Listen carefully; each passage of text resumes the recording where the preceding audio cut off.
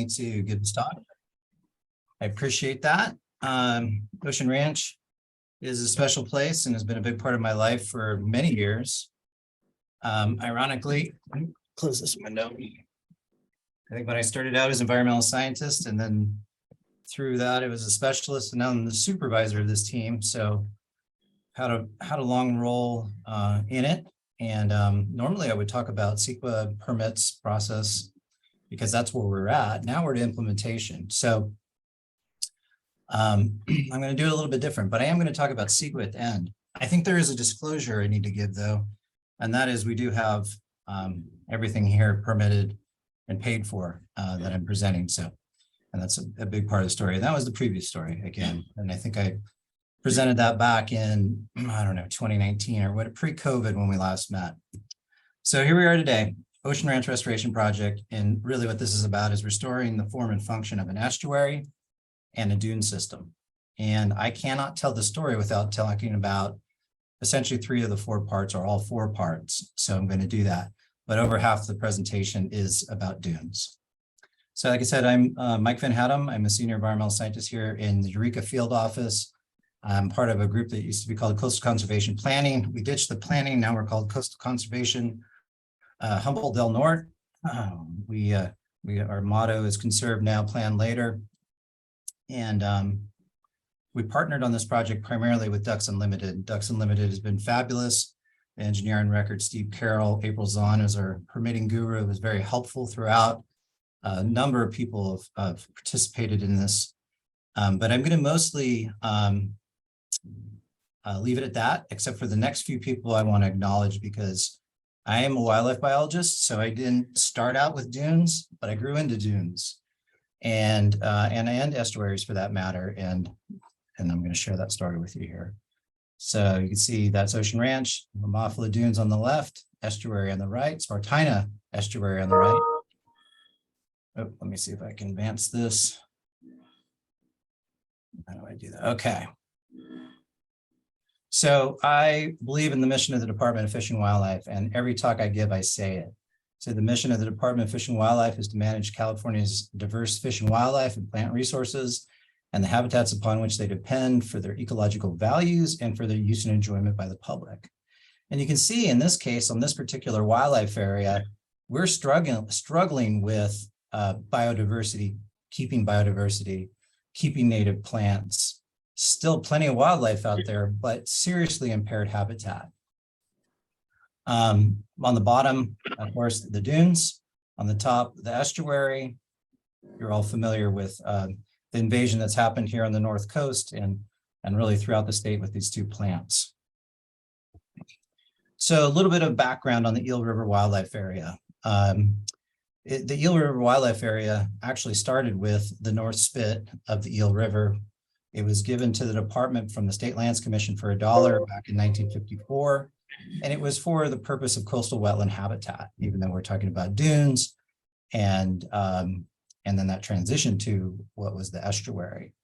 In 1986, the department acquired the adjacent Ocean Ranch. Like many properties that we own, they're very low in the system. Here on the coast, they're very wet. And by and large, folks just got tired of fighting the ocean, the rivers, and all that. And but for us, those are good things. And that's why we acquired the property in 1986 with the Wildlife Conservation Board, who is our primary land agent and funder, both for this project, past projects, and future projects. So you can see the acreage there is roughly 1,000 acres between the 2. Okay. In 2006, there was an interim project, and I think it's important to bring up because there's still bad blood between folks and the Department of Fish and Game, who did this project back then. And of course, I use Department of Fish and Game when the project's not so good. I use Fish and Wildlife when it's great, like today. And you can see in this situation, the levees that were already there, because this was a ranch, this had cows all over it, were fortified. I think there was some information's a little bit not there, but there was some sort of desire to get this back to a freshwater system, even though it's clearly estuary. And you can see it was in estuary mode there because tide gates in this part of the river are almost impossible because of the amount of wood that's in the system and the fact they just get beat to the point of failure. So the department and Ducks Unlimited did this project in 2006 with WCB, small project, relatively speaking, and quite frankly, it just didn't last. There's a natural breach in the levee system along McNulty Slough, which is the large slough system you see there. I think you guys can see my cursor. But I think this is relevant because even today this comes up, especially if you talk to somebody like Mark Caldwell, who's a professor emeritus at HSU and did all the Plover work. He absolutely hates this project, but we're fixing it. We just undid it. Here's the Eel River Wildlife Area. It's roughly 2,358 acres. It's a series of these different units. This is the mighty Eel River here. And you can see agricultural is the prevailing land use down here, with the exception of our wildlife areas. Table Bluff Ecological Reserve, we're launching on next. We've got, of course, Ocean Ranch that's right here. We'll be doing for a long time. Cannibal Island is hopefully in the hopper for estuarine restoration as well. We're about to plan out a substantial acreage of riparian on Cock Robin Island that was previously hayed. And of course, this is the Salt River Project, which is also estuarine. And then this is just good old lazy lands where it's nothing but good riparian. So I have to acknowledge, I'm starting with acknowledgements and not putting it with end. These people are super pivotal because, like I said, dunes found me. The struggle between dune restorationists and vocal people, few vocal people drew me to this. Andrea drew me to this. Tony LeBlanca, a retired botanist in the department, gave me Andrea's and John Sawyer's book on dune restoration. And he asked me, he said I should get involved with Friends of the Dunes. That's how I started on dunes. I started hanging out with Andrea. Hanging out with her is fairly addicting, even though I have a hard time hearing her half the time. But she showed me how special this place was, and I really grew to love it and ultimately championed the cause of including it in the estuarine project. So here's one of my favorite pictures of Andrea at Ocean Ranch. Joel Trumbo showed me the way to deal with this massive infestation by showing me the work of Lorena Parsons and excuse me, the gentleman down in Monterey at State Parks, Highland. Anyways, you know who I'm talking about. Right. So Tim, and I realized that there was maybe a better way for us to deal with this situation because we had such a large infestation. I get the hand pulling. I think it's applicable for lots of situations. I get the heavy machine work. It's applicable in situations, but in our case, I thought the fastest and quickest way we could fix this place was through prescribed burning and imazapyr. So Joel was great. He's retired now, but he came out and we had a good time thinking about this place, and that's what launched us on down this path. Plus, remember, we were already doing an environmental impact report. And at that point, being a CEQA practitioner, I knew it was about filling all the seats on the bus and not just doing the estuary. Joel retired and Krista came on board. Krista is amazing. That's her on the left with the photobomb from James Ray. Krista did her PhD on the indirect effects of imazapyr. And she is our integrated pest management coordinator and is just absolutely great.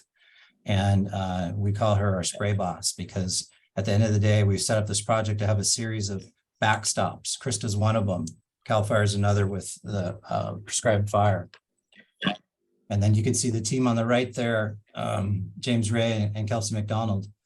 And I'll get to them in a second here. We've had a long history in the department of being fairly balkanized, and everybody's in their silo, whether it's lands or HabCon or fisheries. In this case, Sean Fries started with the department and is lands and wildlife supervisor, and he's just like us. He wants to get the right thing done. He wants to see the highest and greatest land use of our lands.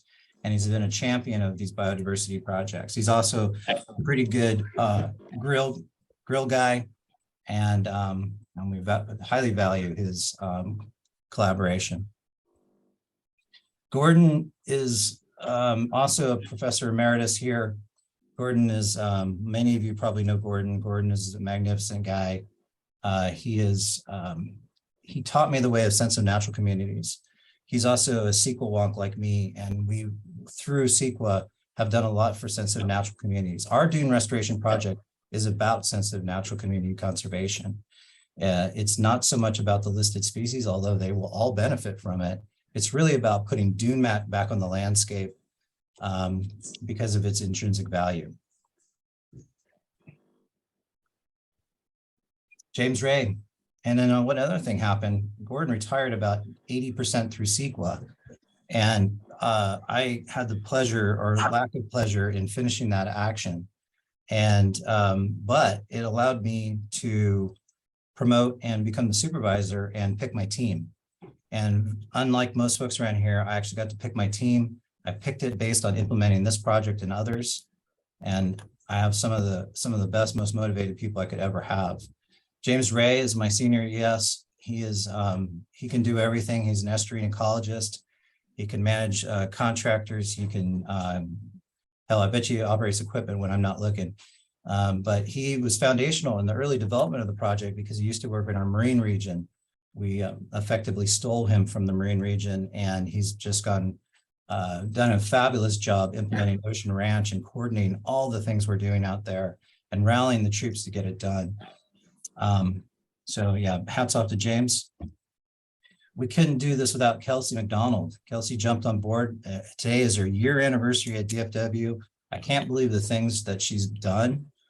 She's incredibly durable, incredibly smart. She's very quantitative and very good at GIS, and has just thrusted this project in the fast forward with her technical abilities.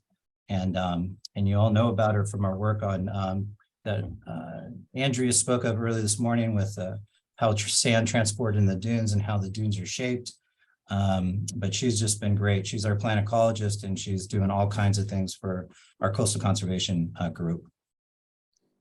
So this was 10 years, and again, I'm not going to go into the nitty gritty of how we got here because that's all the previous talks I've given. But this took well over 10 years to do. We had to do substantial modeling for the estuarine work, so we didn't blow out our neighbors who have pretty compromised levees on McNulty Slough and are fairly litigious. So it was pretty important that we got that right. We did 2 rounds of that. That was the feasibility that was funded by the Coastal Conservancy. Can't say enough about Michael Bowen and the Coastal Conservancy and their vision and support on all of this. We got through 100% design and permitting with the Wildlife Conservation Board. Again, we did an environmental impact report.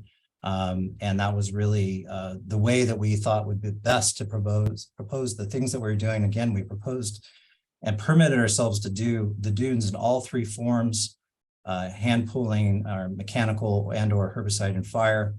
You know, that was an important thing. Again, I'll talk about CEQA at the end. And the National Marine Fisheries Service was amazing with their restoration work that they do. Again, Coastal Conservancy and WCB funded the projects. All permits were secure. Funding was secured by 2021, and we started. So here's the goals of the project. First part was the plumbing part, levee removal, modification, and channel excavation, and high marsh creation, which is a nice way of saying cut, fill, balance.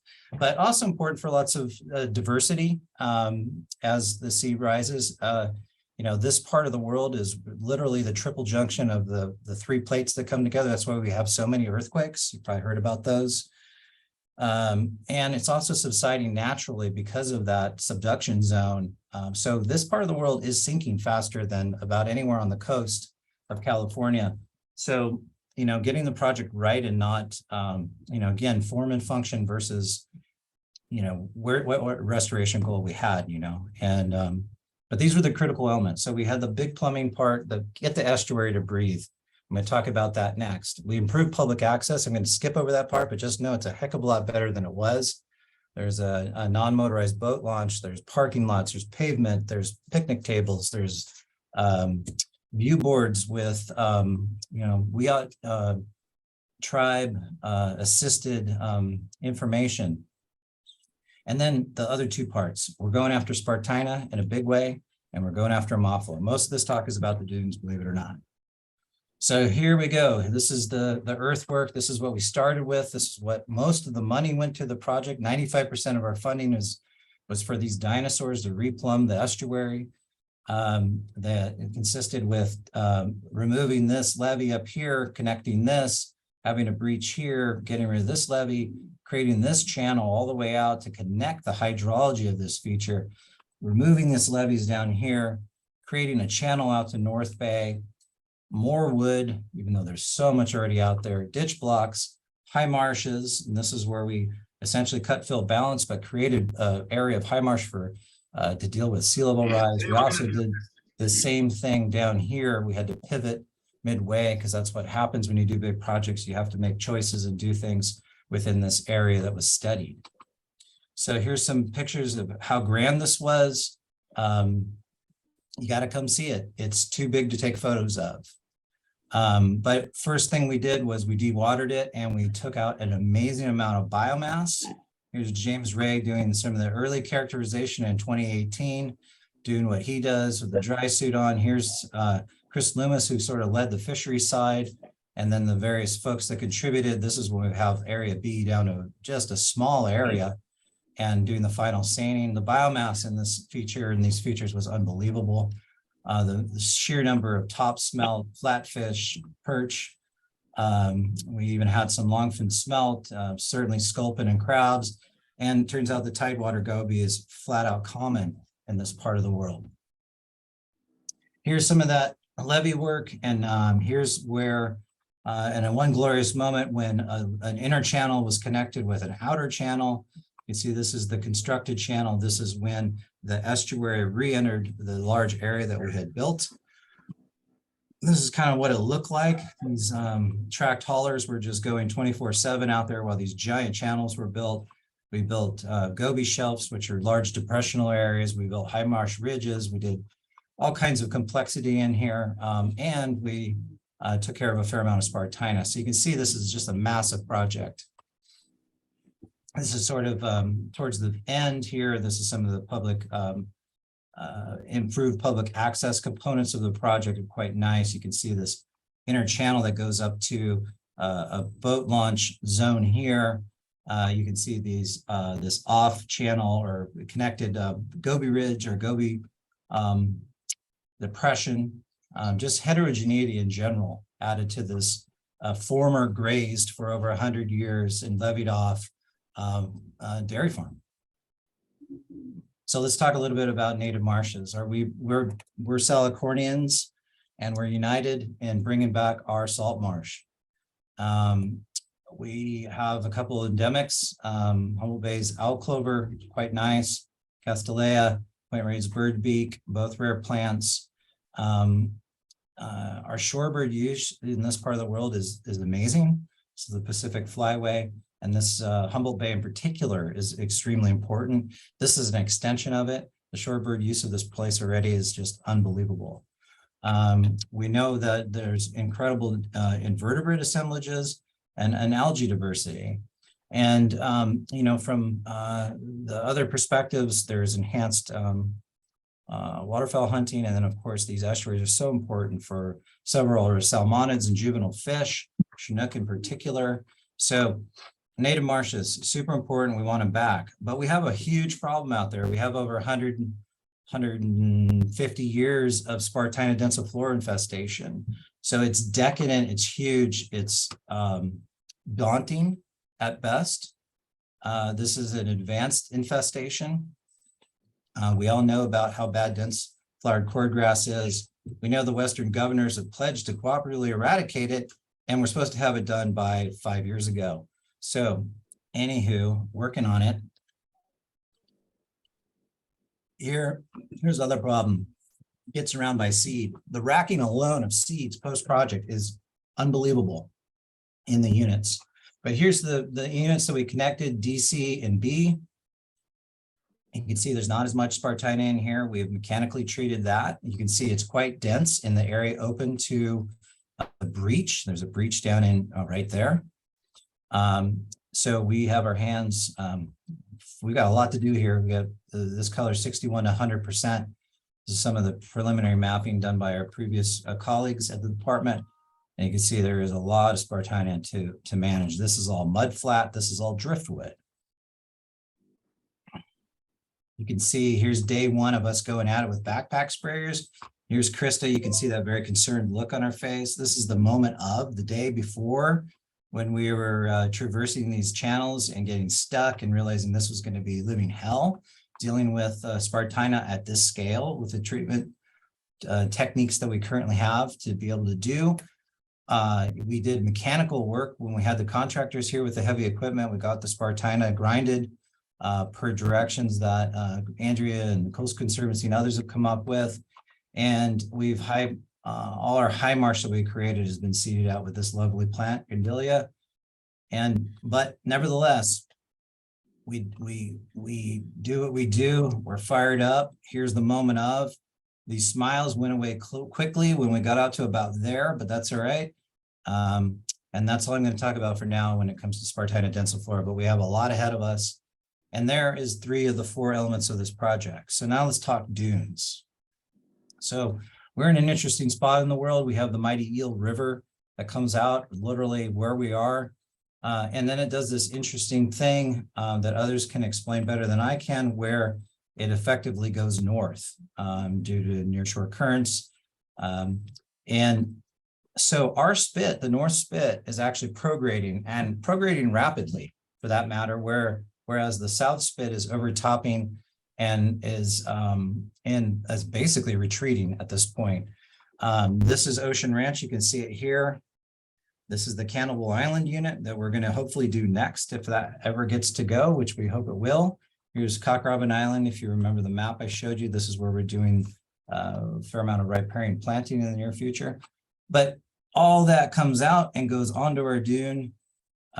This picture really shows it well during, I forget the flood interval of this, but it wasn't much. It was a few years. As you can see, these low lands that are subsided and oxidized from land management are rapidly becoming estuary on the, back to estuary. Here's what happens on a relatively good rain year. Our spit gets covered in wood. And this is why our spit also is variable for snowy plovers who like open sand, for instance. When it's like this, it's not good for plovers. When it's during drought, for instance, it is very good for plovers because this level of wood deposition doesn't occur. This is on the outside wave slope. This is the actual spit. Whereas on the inside, we have amazing large wood rafts that have been pinned up against levees. So, and then the amount of large wood that's actually in the unit is amazing in itself. The floods that, you wonder about these giant stumps of the old redwoods and how they got out there and when they got out there. And it's quite amazing. But this levee is actually gone at this point. This is that bottom terminus levee of Area A that has now the channel cut out to the North Bay channel. And now the whole Ocean Ranch estuary is now fluctuating in and out of the unit, whereas before it sort of went through a place where it breached on its own. So let's talk Ammophila. So you can see again, here's Ocean Ranch, very much a dairy in 1979, very little standing water, pretty much in control. You can see the patches of Ammophila in 1979, fairly discreet, fairly obvious. Dune Mound is kind of back in here, transitioning to Brewer's Rush and the other stuff, other good plants, transitional ecotone to salt. You can see here now in 87, this is the time when DFW acquired, remember, the Ocean Ranch itself. Let's see, it's starting to maybe get a little wetter. And you can see the Ammophila is definitely spreading. This is what we call the sand road, which is a perennial challenge for us. It's both a great access point and a point of feral activities that we have to manage and deal with, and to some degree control if we can. Again, you can see the Ammophila is really getting in here quick. There's Table Bluff over here. So by 2013, you can see much change. The estuary is pretty much hydrated. The water control structures have failed. It's a very muted marsh at this point. But look at the Ammophila. It's substantial. And again, this spit is prograding because of the deposition from the Eel River. You can see the sand road. I'll just pivot real quick here. here versus here. You can see how this is just getting wider and wider, and that Ammophila is just taking advantage of that and moving outwards with the dune complex. So here's what it looks like on the ground. It's a mighty infestation, mighty horrible that is, and we're going to deal with it. I'm having a hard time seeing the top of my slides because of the banner, but that's okay. I'll deal. So this is what it looks like. This is Table Bluff. Of course, our property ends right here and then goes to the county. And then it's actually DFW all the way to Humboldt Bay, but it's managed by BLM, where they're doing a fabulous job of bringing back their dune mat as well.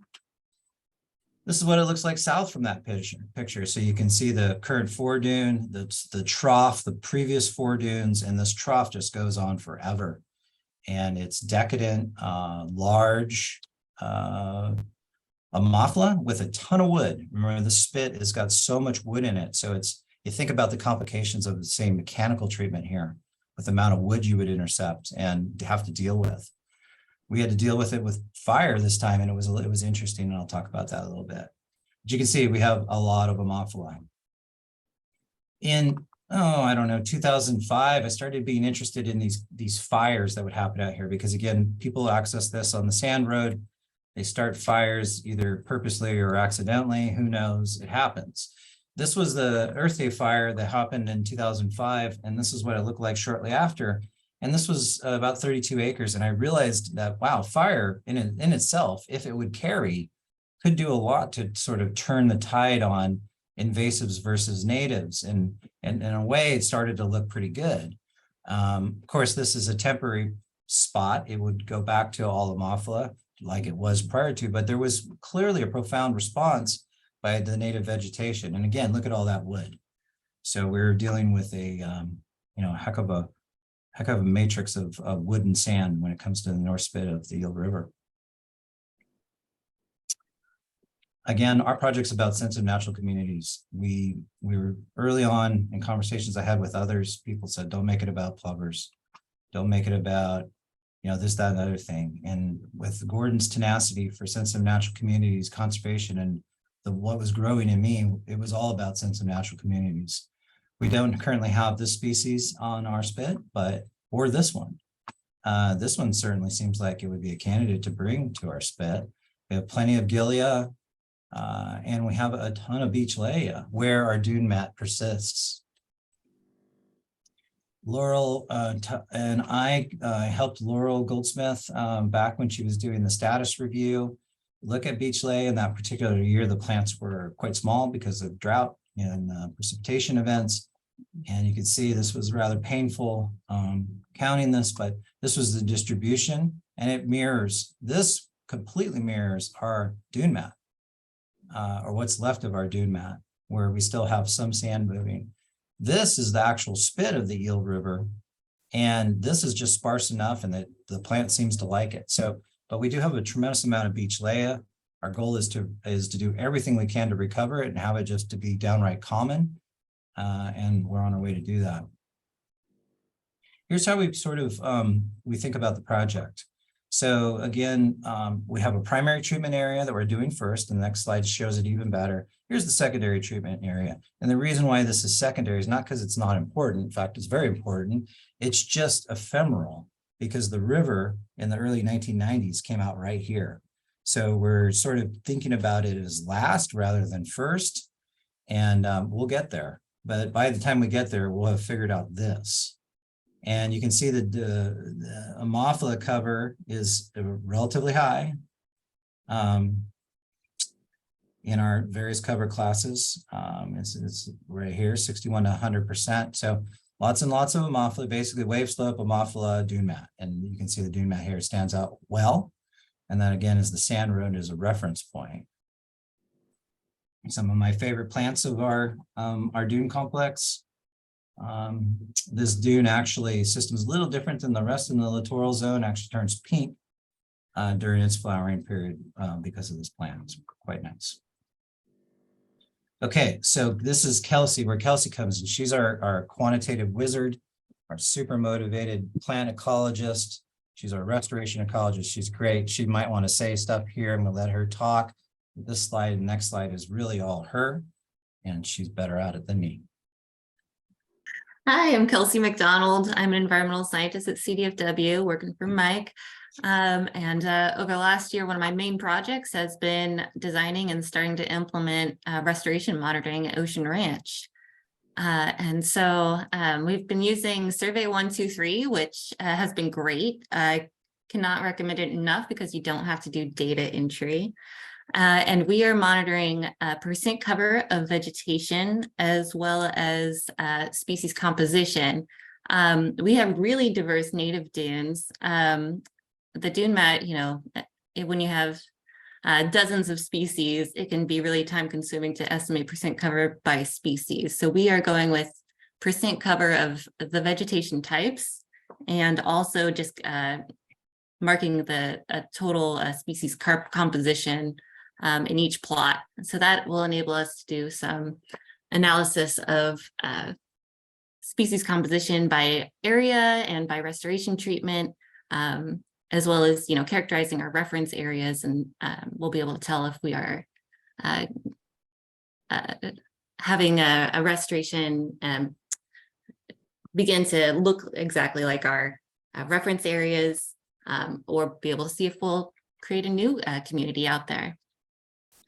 And we are also counting beach lea when they occur within quadrats. We are monitoring each treatment area. We've been setting up fixed transects throughout the treatment area and doing a quadrats with a randomized start to monitor out there. We'll get you the next slide. Yeah, maybe next slide. Thanks. Okay, so as you all know, this should be no surprise to you, invited dunes have reduced native biodiversity and lower native vegetation cover compared to uninvaded dunes. So you can see here, this is our initial baseline data. We've got almost no Ammophila in our reference sites. We've got relatively high cover in our native reference sites, though. I believe that's because they are somewhat sheltered and stabilized back dunes. And we do have a higher native species richness in our reference site. And so this will give us some backgrounds as we move forward and continue our monitoring in future years to understand how our restored areas are beginning to shape up compared to our reference sites. Perfect. Okay, I'm going to get rock and rolling here again. Thank you, Kelsey. All right. So yeah, we are finally to implementation, and we just started. So let's talk a little bit more about that. So this study design was really a function of a think moment with Andrea, Gordon, and myself, where I think Andrea said, you should do 400-meter plots. And I said, that's a lot of area. And she said, you should just do it. And then I said, okay. And Gordon said, whatever you want to do, Mike. So basically, this is what came out of it. And the concept here is we would do even plots or odd plots first, and then even plots like basically 3 years later. So we would reduce sort of edge effects, but we would have this sort of aggressive schedule to get through the primary treatment area in effectively 6 years. So we divided again by primary and secondary. And again, that has to do with the fact that this is the actual spit, and it could go away on any given year, even though it has been a while since it has done that. And then the plan was to use, of course, imazapyr because of this level of infestation, and what we learned from Tim Hyland and Lorraine Parsons and others that have gone down this road. And remember too, imazapyr was, or herbicide in our part of the world was sort of taboo. But since we were doing that EIR, we felt that we could effectively get through any challenge. So we started with some generous effort from the CCC fire crew. We put 4 to 6 and 6 foot fire lines in, and this is based on the vegetation height. They could have been a little bit bigger probably in hindsight, but this is what CAL FIRE was happy with. It's a ton of work to do that by hand. But these folks they're young. I'll just leave it at that. So then Spray Team 6 kicked in. This is all of us, DFW in action. Again, we had our spray boss, Krista, doing the mixing. With the Mazepir, we had Birchmeyer 4-gallon backpacks. And then we had a 25-gallon two 25-gallon ATV mounted sprayers. And we started by doing unit 3. It was a lot of fun, got it done in a week. My favorite kind of Ammophila dunes are these ones that are blue. So you can see the profound blueness of the foredune here. This was actually the work that Sean and I were doing with the quad sprayers, and you can just see how nice and uniformly blue that Decadent Ammophila is. Then we followed that with fire, and can't say enough about our friends at CAL FIRE. Once upon a time, the former leader, what are they called? Battalion chief said, Mike, if you get your permits, I'll burn the place. And we did. They brought out an army of folks. We set up on the fire lines, we backburned it, and we did approximately 45 acres. It was so much fun. It was so nice to hear the Ammophila scream. I hope you've all heard that. But it's impressive how much it burns, and especially if it hasn't been burnt before. And I'll talk about that here in a second. So we did unit 3, 5, and 7. We attempted to burn 1, but it wouldn't burn because it was too wet. This is what it looks like. It's great because it barely gets into the actual dune mat because of the sparse cover. And it's a hell of a fire. We darkened the sky. We had CAL FIRE planes flying around. You can see here that the fire fire break held just fine in this situation, maybe not so well in others. I'll talk about that, but we also had this sort of this mohawk situation here on the foredune. But we did learn quite a few lessons, and because at the end of the day, you just got to go for it, right? It's difficult. Because we didn't want to drive around in our dune mat, we had to actually go some pretty good distance to get to our treatment units. Doing that, we got stuck multiple times. It turns out UTVs don't do that good in soft sand. It's hard to undig them also. That takes time. The topography really constrained our use of ATVs. And then we also had a hard time figuring out where we were and where we've been there. And we'd be looking at leaves to see if there was blue dots on them.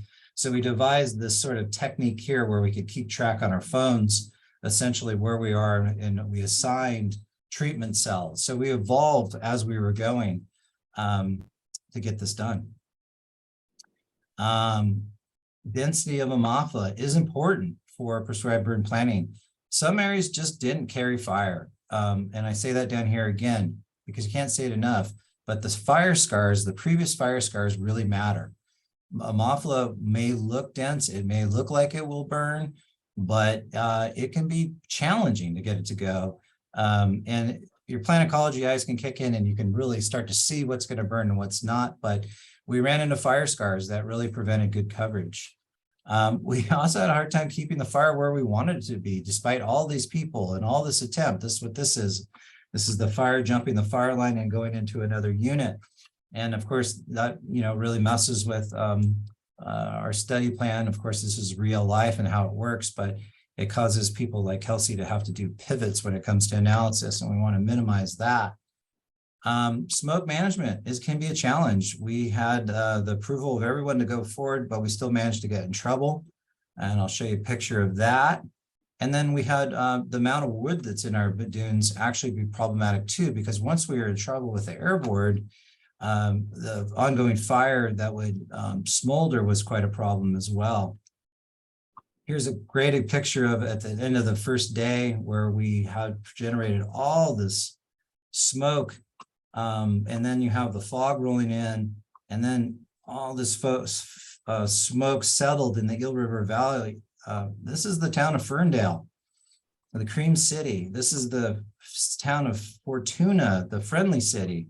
So what we were hearing was they weren't real happy, and neither were they And then the air board, of course, called CAL FIRE, and that was that. But smoke has a mind of its own, and it was really interesting to see how the smoke acted, and it was interesting to watch the fire behave. So all these things we think about, fire, tornadoes, all those things were happening in this Ammophila burn that we did. So post-treatment monitoring success. We'll be looking at monitoring success in achieving a functioning diverse native dune mat community. We're going to analyze the differences between the methods, because again, we have this sort of ongoing debate about squirt first, burn second, burn first, squirt second. I think at this point, we tried to do a pilot during COVID. It wasn't very conclusive. I think we know the answer now, but we'll still do some analytic work here to sort of really put a bow on it and ultimately come up with a desired prescription that we can share with you in future meetings. The initial post-treatment data will be collected this spring. We're going to be monitoring for at least 5 years. And here's some of our success indicators: 90% reduction in European beach grass cover. Of course, we're going to get it higher than that. Increased percent cover native species, which is our goal. Maintain our increased density of beach leia, which is a recovery action that we care about, and increase the average native species richness. And if we need to, we'll do some augmenting of planting if necessary. Here's where here's where we had a nice clean burn. This is where we herbicided first, burn second, but because we were just so eager to get it going, this is where we created our own necromass. So this is where we tried to do 5 and we tried to do 7. 5 got away from us, burnt most of 6. 7 wouldn't burn, and then we couldn't get 1 to burn at all because of the moisture content. So this is where all good planning and study design gets pivots because of what actually happens on the ground. Here's some good pictures. I'm just going to kind of fire through these because remember we just did this. But in this unit, this is very promising. This was the herbicide first, burn second, about a month apart. It looks really good, and it looks like the Ammophila is very dead. Here's our necromass experiment. The reality is here, it's doing exactly what we thought it would do, but we still wanted to look at this and ultimately test it and study it and to be able to report to everyone sort of conclusively what we try to do with our pilot study, which is which method's better, more efficient, and easier to do ultimately. Here's just some more beautiful pictures from this beautiful place. And I don't know which unit this is. It looks like it's probably 3. This is where we squirted first, burned second. This is that mohawk effect we get at the foredune, but this is all dead for sure. This is what it looked like before we started. Of course, wood, tons and tons of wood. We have a lot of coyote bush mixed in, especially towards the middle of the secondary treatment area, makes for quite a burn, and probably is part of the reason why we lost the fire into the other units because of the embers. Here's some more pictures, Table Bluff in the background for scale. You can see what we're up against. Some more pictures, pre and post. So we're just about to go back and start doing more work on this and plots and figuring out what it really all means. But it was Mike, we are at time, just so you know. Oh, I'm so sorry. Okay, I'm almost done. So we did an EIR. It cost $250,000. We survived CEQA, but we had 2 public meetings. We had 4 people show up at it. We got 6 comment letters, 4 of which were gibberish, 2 which were real, which we dealt with. It was a lot of money. CEQA is not a good fit for restoration. This is the global part that you wanted, Christina. What I want to tell people about, and I will do it very briefly, is the department has Cutting the Green Tape initiative going on. We have new ways to do things that deal with CISA, the California Endangered Species Act, and CEQA. We actually have a statutory exemption for restoration projects. We have a restoration consistency determination. We have basically free CISA at this point. So make sure you talk to your DFW partners wherever you're at, and make sure you're aware of these new tools because they are a much better fit for restoration projects, and they should accelerate restoration and keep the costs down. That's it. Thank you. Sorry for going long. No worries. Thank you. That was fantastic. A lot of work and a lot of time. Super fun. Good. Glad to hear it. We like to keep our work at least a little fun as well. I love that. If there's one burning question, see if anyone's like raising their hands or anything. Otherwise, yes, please put your questions in the chat. And otherwise, we'll move on to our next presentation. Ian's going to talk to us about evaluating native plant characteristics and production requirements, supporting critical dune revegetation in the Pacific Northwest. So thank you so much, and I will turn it over to you. All right, let me see if I can get past these techno parts effectively. What are you seeing? Nothing. It's okay. I don't see it yet. It says you're sharing your screen. Maybe did you share the wrong screen? I don't think so. I'm getting a spinning wheel, so You're getting a spinning wheel. So probably it'll everyone else probably as get well. there. Okay. Internet's not helping us out today. I chose to work from home today because I have better internet service here than I do at my office. I hope. Of course. Maybe stop and then start it up again. Oh, no, we got it. I see. It suggests that it's working. So it's working now? Yeah. Okay. I can see your whole screen. You've got like windows open. There. Perfect. I think you're ready to go. All Okay, right. cool. Awesome. Well, hey everybody, I'm Ian Silvernail. I am with the Natural Resources Conservation Service, and I'm up in Oregon, work in Corvallis at what's called the Plant Materials Center. And there's a bunch of these plant material centers around the country. Basic gig is to try to support any kind of conservation actions in agriculture, which is really kind of NRCS's game. But sometimes we get to bring the agriculture to conservation work as opposed to just bringing conservation work to ag. So in this case, we're getting the opportunity to try to support the local dune community here with something that we have a lot of history with and are good at, which is growing native plants to take a tiny bit of seed and make a lot more seed to be used in revegetation projects. So obviously, if you've got the great fortune of working on a dune that self-recruits with all these wonderful native plants after removing your invasive species, this is of a little less utility. But we do find quite a number of sites up in our area where we don't get very good natural recruitment. And so adding seed is particularly important. So project background for you here. So we essentially have next to zero commercial availability of any native dune plants in Oregon. You might be able to find a little Lamus mollis, but you're pretty much on your own out there if you want seed or plants for a restoration and revegetation project.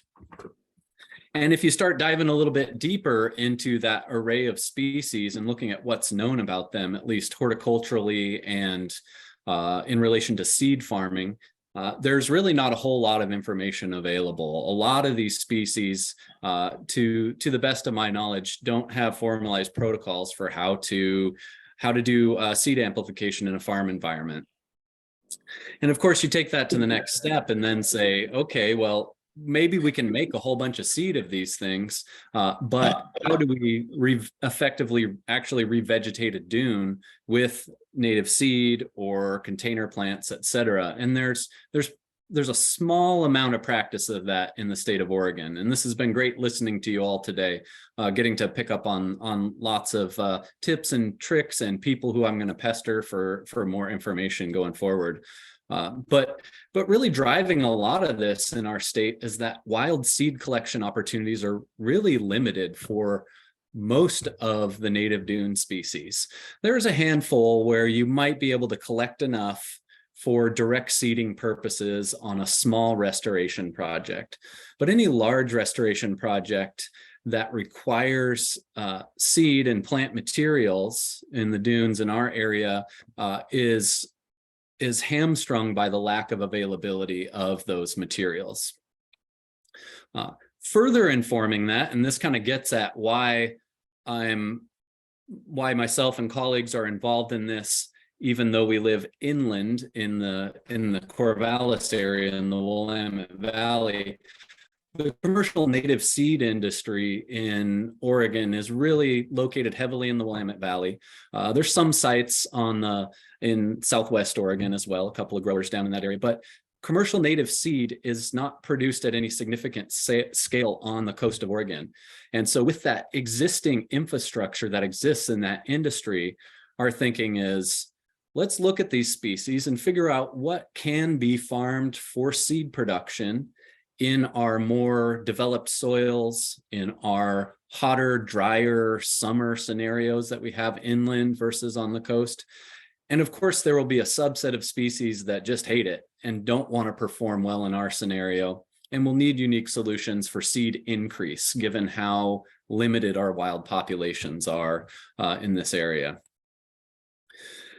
So here's just a little schematic of the process, and it's pretty basic stuff, relatively self-explanatory, but I want to walk you through this so you kind of see the different stages that we're working with. So first step is really just identifying the species and locating the populations. And I don't really mean figuring out the name of the plant when I say identifying the species, but more based on how plants perform in these wild habitats, making a subset of those that we think would be good restoration performers.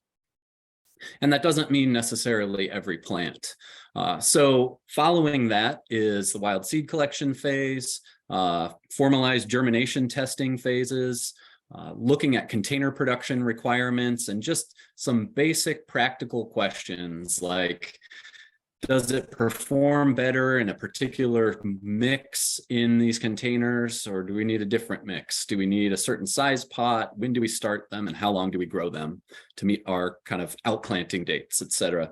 But really, mostly what we're growing container plants for at this point is to go to that next phase of determining the potential for on-farm seed amplification. So can we take these native dune plants and farm them and have efficiencies in seed harvest so that we can support the process of making more seed available for projects that need plant materials to successfully engage in that revegetation stage of the process.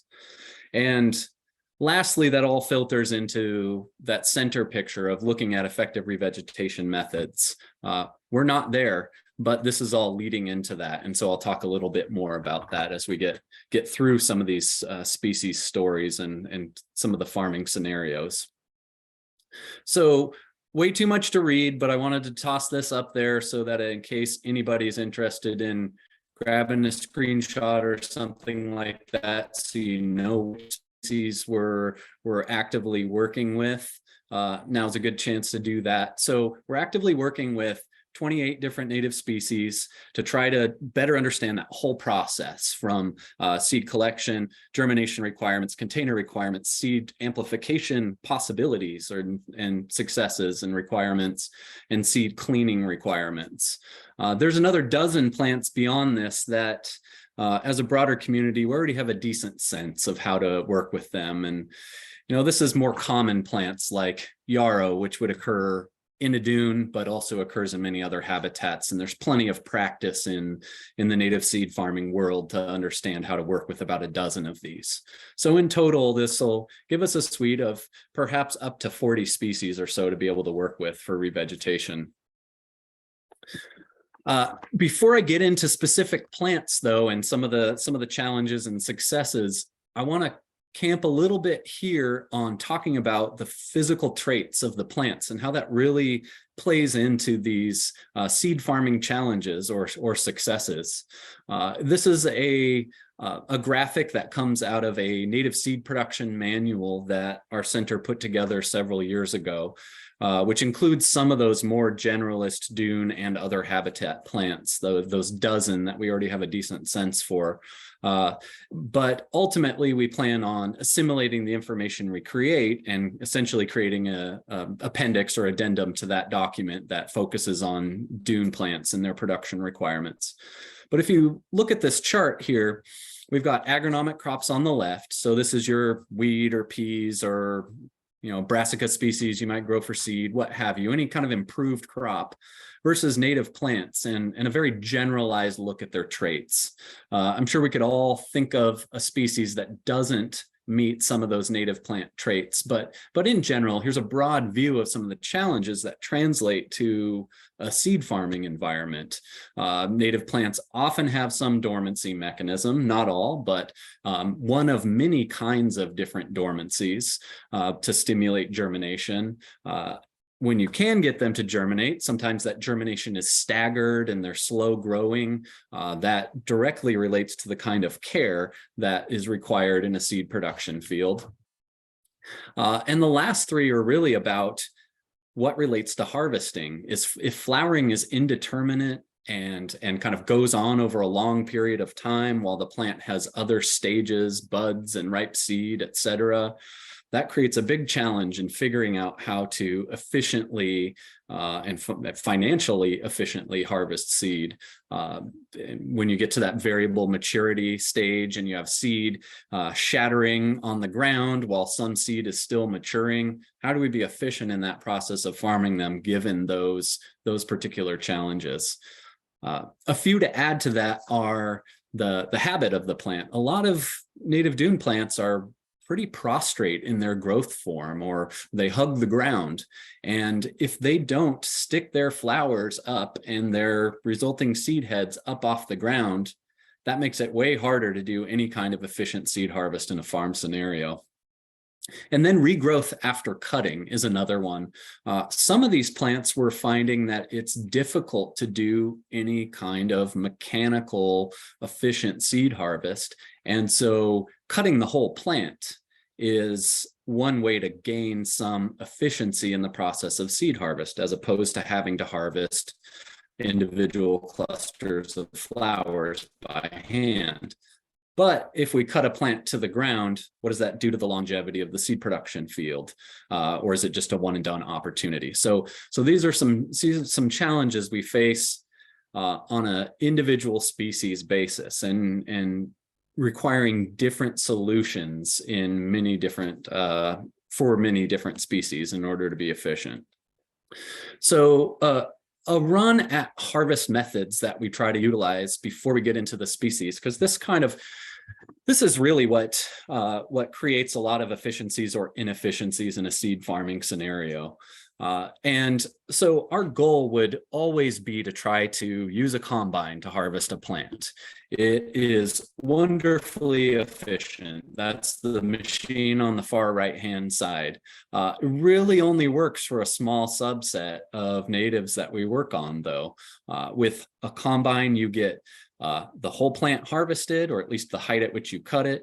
It will thresh the plant, it will screen the material, and it will winnow the material. And that's all in a single pass. So you reduce the amount of material you're dealing with significantly, and you have something that's on the path to being good, clean seed. Usually requires further conditioning, but wonderfully efficient as compared to any of the other methods. On the left-hand side, top picture, that is a seed stripper, and it's basically a rotating street sweeper brush inside of a metal housing that you lower down over the tops of the plants, and you can make multiple passes to agitate seed off of the plant and collect them into the hopper. Now, this is for a subset of plants where you have a lot of indeterminate flowering and you need to harvest multiple times because that seed will fall to the ground or float off into the air before you have a chance to harvest it if you don't run across with a machine like this. It will macerate the flowers on some plants, and some plants are tough enough to handle it. So it's really a species-specific solution for harvest in that case. Bottom left is what we'd call a modified swather. And this is for species where you want to cut the whole plant at once, but you're not ready to thresh it and screen it and winnow it yet. You want to collect all that plant material and give it a chance to ripen and dry before doing the threshing. And so that's further a subset of species that fit into that sort of miniature modified swather harvest method. In the very center are plots of plants grown on weed suppression cloth. We cut holes in the cloth, plant the plants, and this is for things that are super indeterminate and shatter their seed all over the place, where you could harvest them maybe with a combine or a swather or a seed stripper, but you would get a really small percentage of the overall harvest because the plant is in many stages of development at one time. So we let the seed shatter on the weed cloth and we come through with a simple broom or a shop vac, suck up all the seed, and then go on to our further cleaning steps with the seed. And sometimes none of these methods really apply very well given the characteristics of a particular species. And so we're left with what you see in the top center, which is hand harvest. We try to avoid that if possible, because it's of course the least efficient method of any of these, but some species, their characteristics don't lend well to much of an increase in efficiency beyond growing things in a block in hand harvesting. So a look at a handful of species here. And I think I've got 4 species here to describe some of their characteristics and talk about how they fit into this scenario, these scenarios. And I've put them in order of biggest pain in the butt to grow on the farm up to great potential for seed increase. And we think that we're going to be rather successful with them. So Abronia is an absolute nightmare from the perspective of a seed production farm. This plant has at least physiological dormancy, so requiring some kind of cold stratification to germinate. The seeds are hard to extract from the fruits, and they're often unfilled. I'm getting an internet is unstable statement, so I'm gonna turn off my my video here just one second.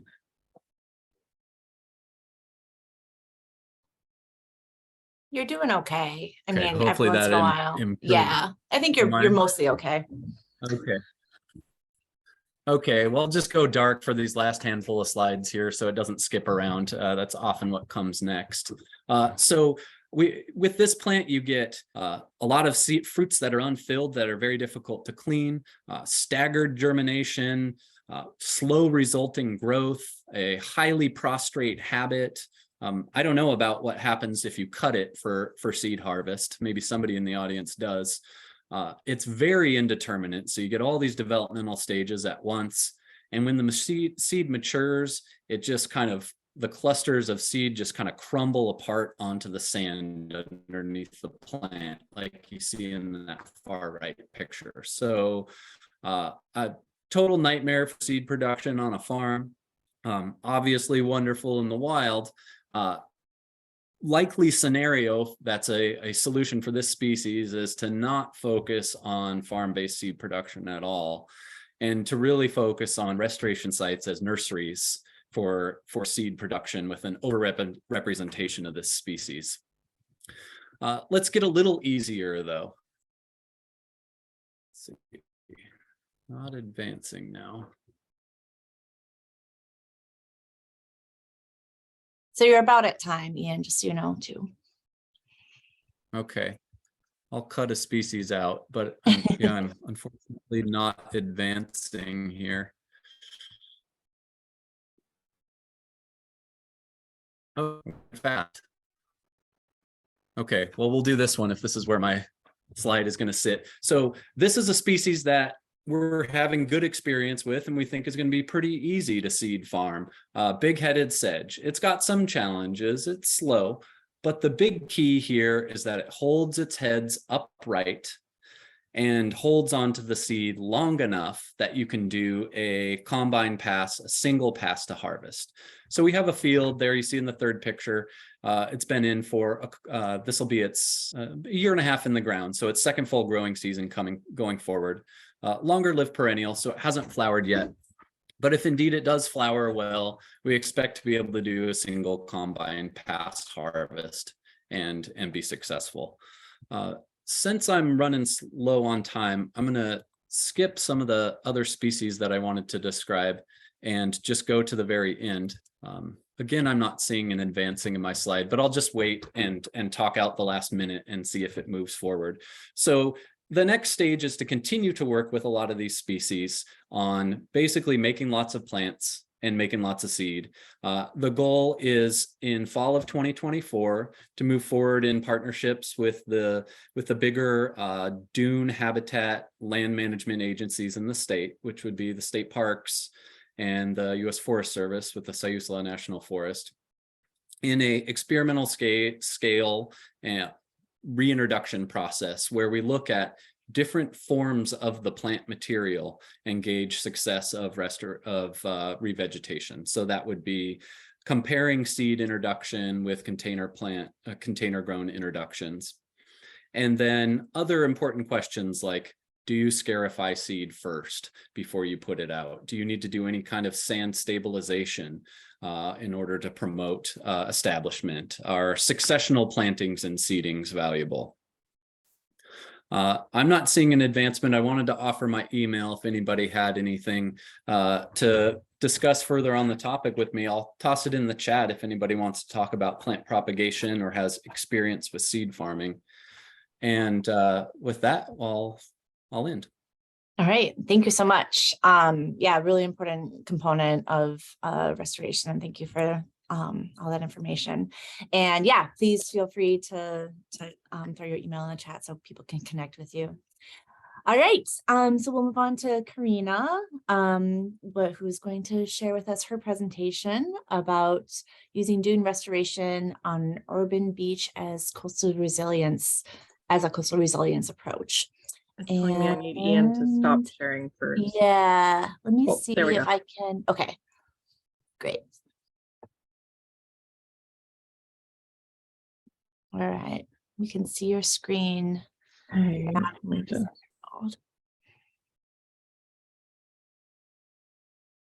that should be There the we right go. one. Yep, How's all that right. looking? Looks All great. right. Take it away. Okay, thank you. Thanks for organizing this, Christina and everyone. This has been a really informative day for me, and I'm excited to share about this project with you. I hope you can't hear the construction in the background, nothing to do with my place of residence, but as Christina said, this is a dune restoration project with a real focus on improving coastal resilience. I'm going to take you to a completely different part of the West Coast than we've talked about today. I'm kind of excited. I'm usually in a group that has a lot of Southern California focus, so this has been really interesting to me with all of the Ammophila studies.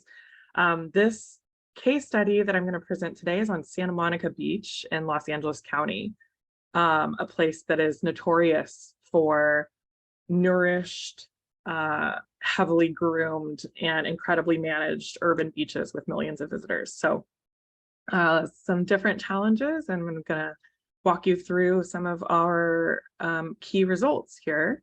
And I just want to start by thanking my co-authors, Jenny Dugan, Dave Hubbard, Kyle Emery, and Mel Grubbs. And thanks to USC Sea Grant for funding parts of this study. A little bit of background for the beach I'm going to take you to today. Santa Monica Beach has been groomed intensively for more than 70 years. And by intensively, I mean daily. They slow it down a little bit in the wintertime to 3 to 4 times a week. There's a previous history on this site beginning in the 1930s through the late 1950s. About 17.5 million cubic yards of sediment have been placed over time. Nothing, no nourishment activity since the 50s. So pretty stable last, almost coming up on a century or so of sediment. We were looking for a cost-effective restoration approach. At this time, I worked for a nonprofit called the Bay Foundation based out of Los Angeles. And I'm now affiliated, I'm a PhD student at UCSB and am the senior restoration ecologist for a consulting firm called Tidal Influence. And we do lots of coastal wetland and beach and dune restoration.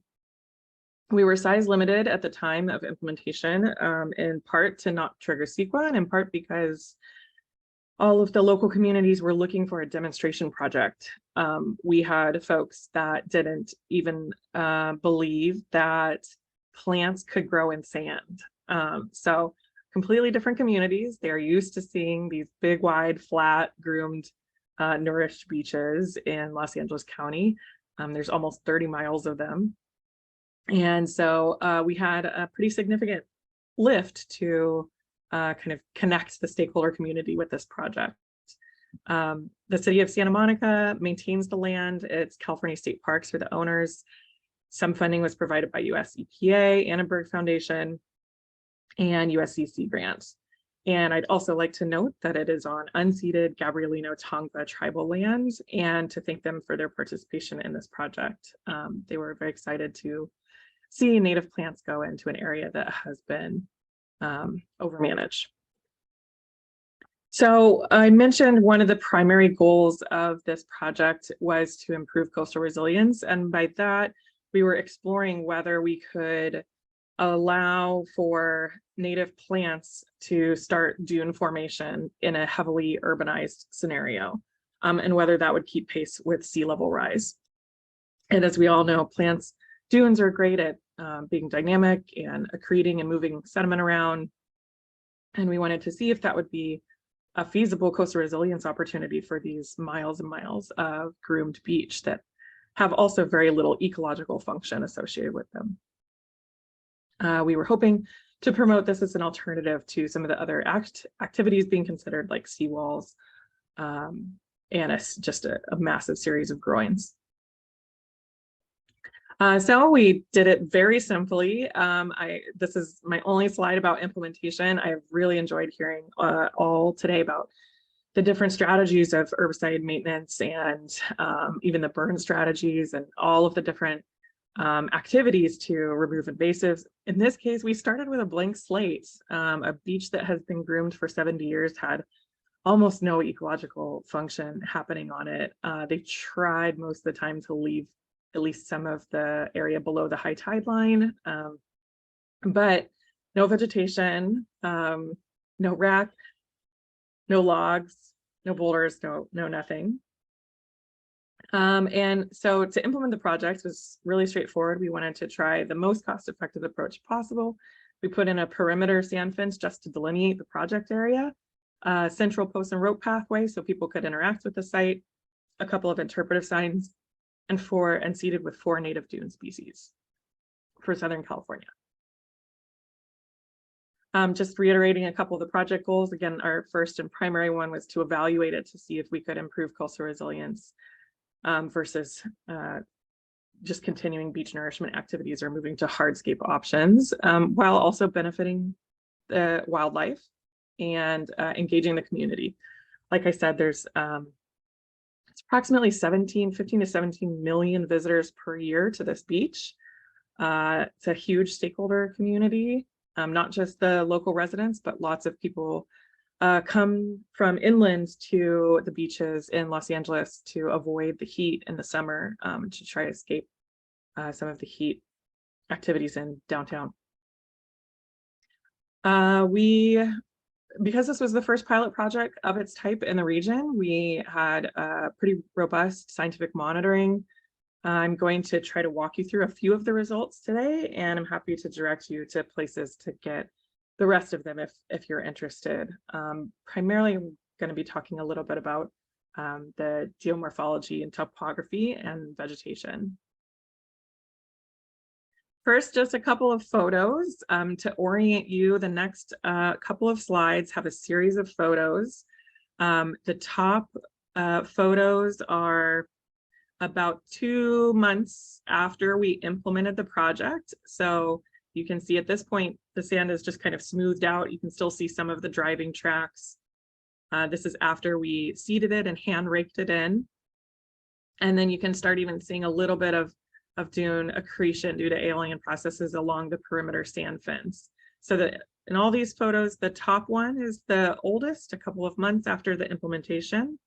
The middle one is about 1.5 to 2 years after implementation. And the bottom one is 5.5 years later. So you can see throughout each of these photo series over time, this evolution of flat, wide, flat groomed beach with bordered by infrastructure in the back to the beginnings of plant establishment, and then the development of a 4-dune ridge down here. Lots of different plant hummocks, and I'll talk about the plant community in a little bit more detail. This photo series on the right shows sand accumulation associated with the sand fence, which was really substantial, and by year 5 was a little over 1 meter in height and had fully buried the sand fence in most places. Interestingly enough, this series shows what happened with the vegetation as well, which was that it would tend to spread out and cover a large area, and then attract sediment, and then get buried, and then grow on top of itself over and over again. We did no irrigation, no additives, no nutrients, no fertilizers, no, just spread some seed. Whoops, how am I? Here's another photo series. In this one, you can see, again, the same time period immediately after implementation of the project. So really just some smoothing out of the sand. And then by 1.5 years later, 2 years later, you can start to see, it's difficult to see in the picture because it's a little bit dried out, but it's beach evening primrose, Chamisoniopsis trianthifolia. And then you can start seeing, again, this really heavy formation of larger plant hummocks associated with the perimeter fence lines, and then the establishment of this 4-dune off in the distance, incipient 4-dune ridge, I should say, with this backfield of Chamisoniopsis more prevalent. This one I like because you can see one of the interpretive signs that we put up. Another photo series, and again, showing similar patterns over time. This one's really interesting because you can, I had to sort of find new places to take the photos because my photo location was then 4.5 feet taller than where it was in the beginning. So I had to try to make the photographs look more similar. We seeded with these 4 species, red sand verbena, sea scale, beach burr, and beach evening primrose. They all germinated on site and are doing well in different locations on site, and I'll talk about that in a moment. We also had 2 additional species germinate, woolly heads and pink sand verbena, Abronia umbellata.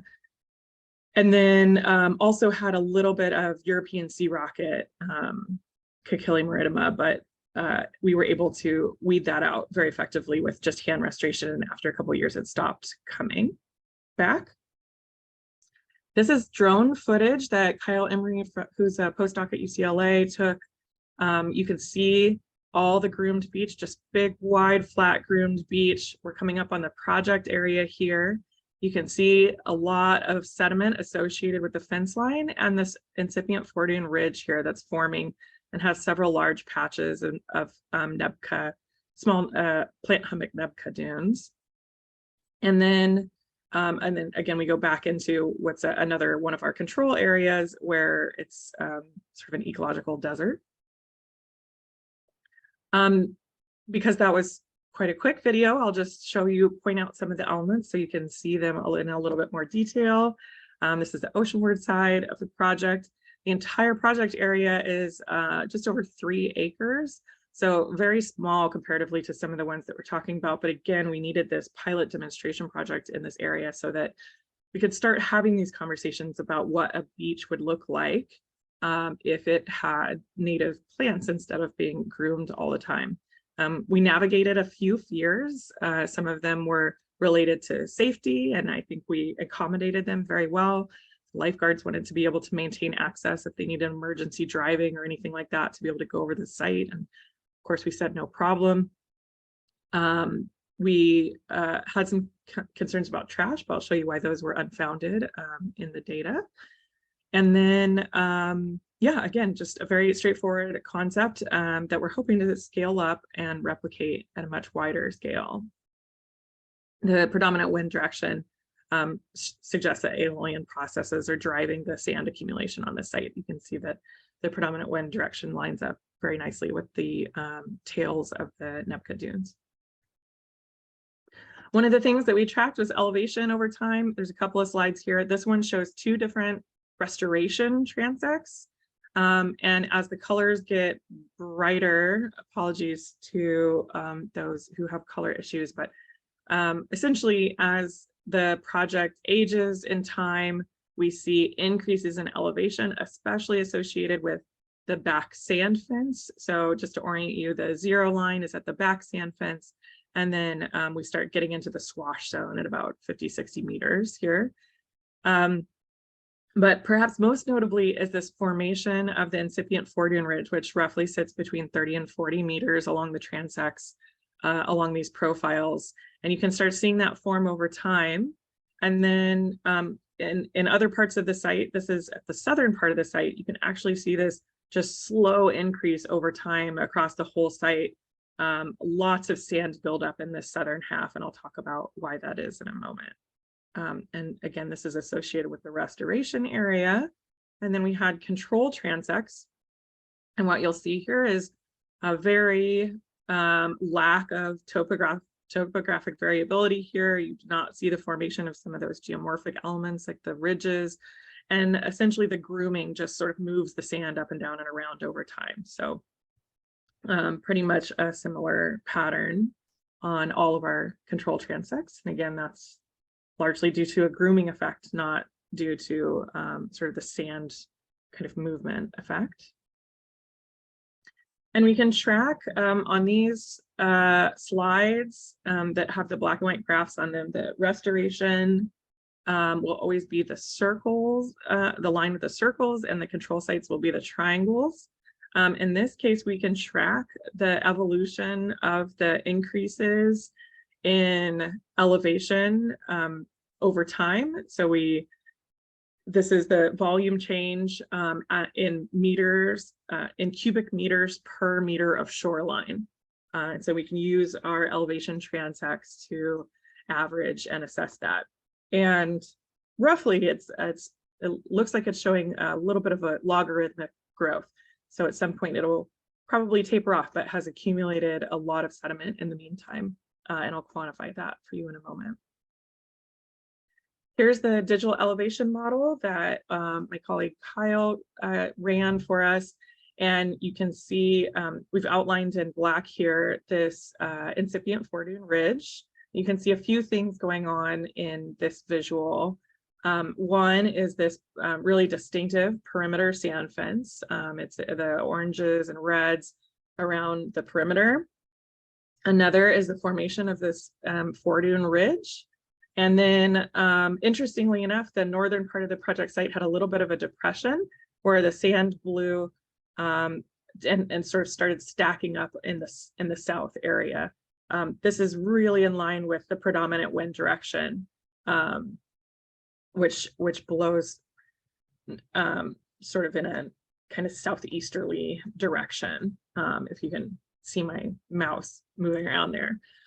But based on the digital elevation model, we were able to assess that the site accreted over 1,700 cubic meters of sand in the 5 years, or close to 6 years since implementation, which is 2,700 metric tons, or 3 metric tons per meter of shoreline per year, which is pretty substantial, especially given that we have a fairly small project area, again, about 3 acres. The short distance, this is the ocean side, this is the infrastructure side, and the whole project length is less than 50 meters wide and about 170 meters long.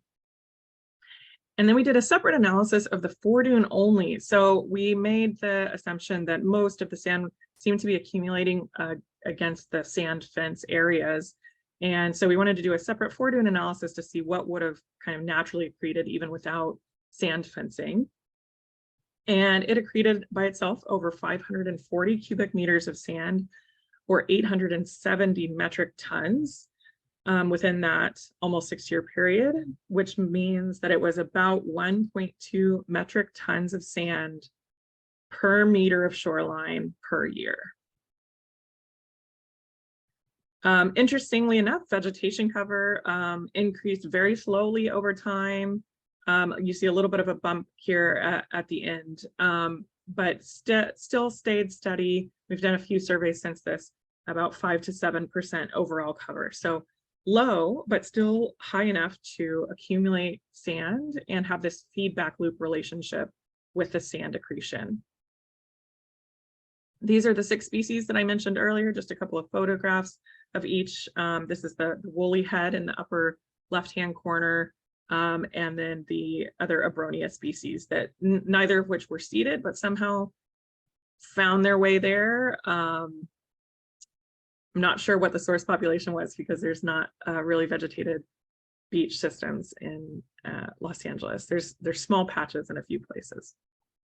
Okay, so 2 more slides, and then I wanted to focus here. This slide I think is really interesting because it's about the plant zonation. So just to orient you, the percent cover of the plant percent cover is on the y-axis.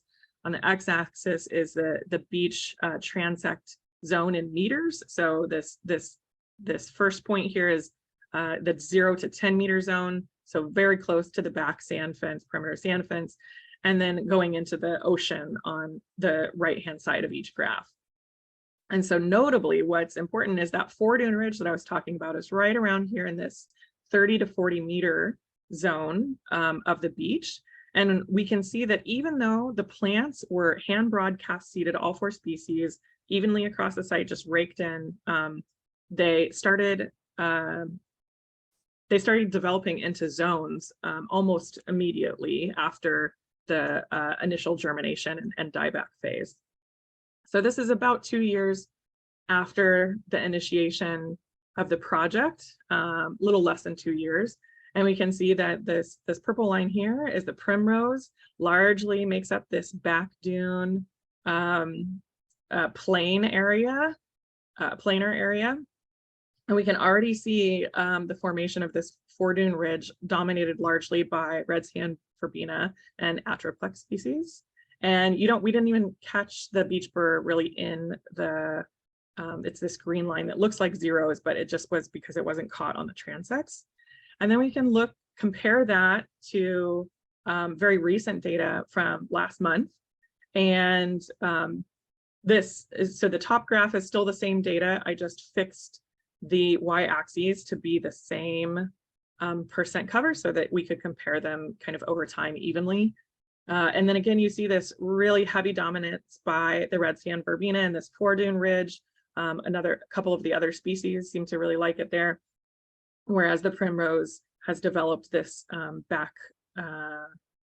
more back beach area. So really interesting results there.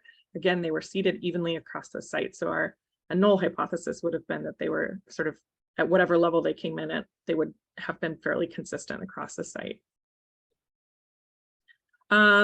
Just really briefly, the restoration and control sites did not have too substantial differences from rack and terrestrial debris.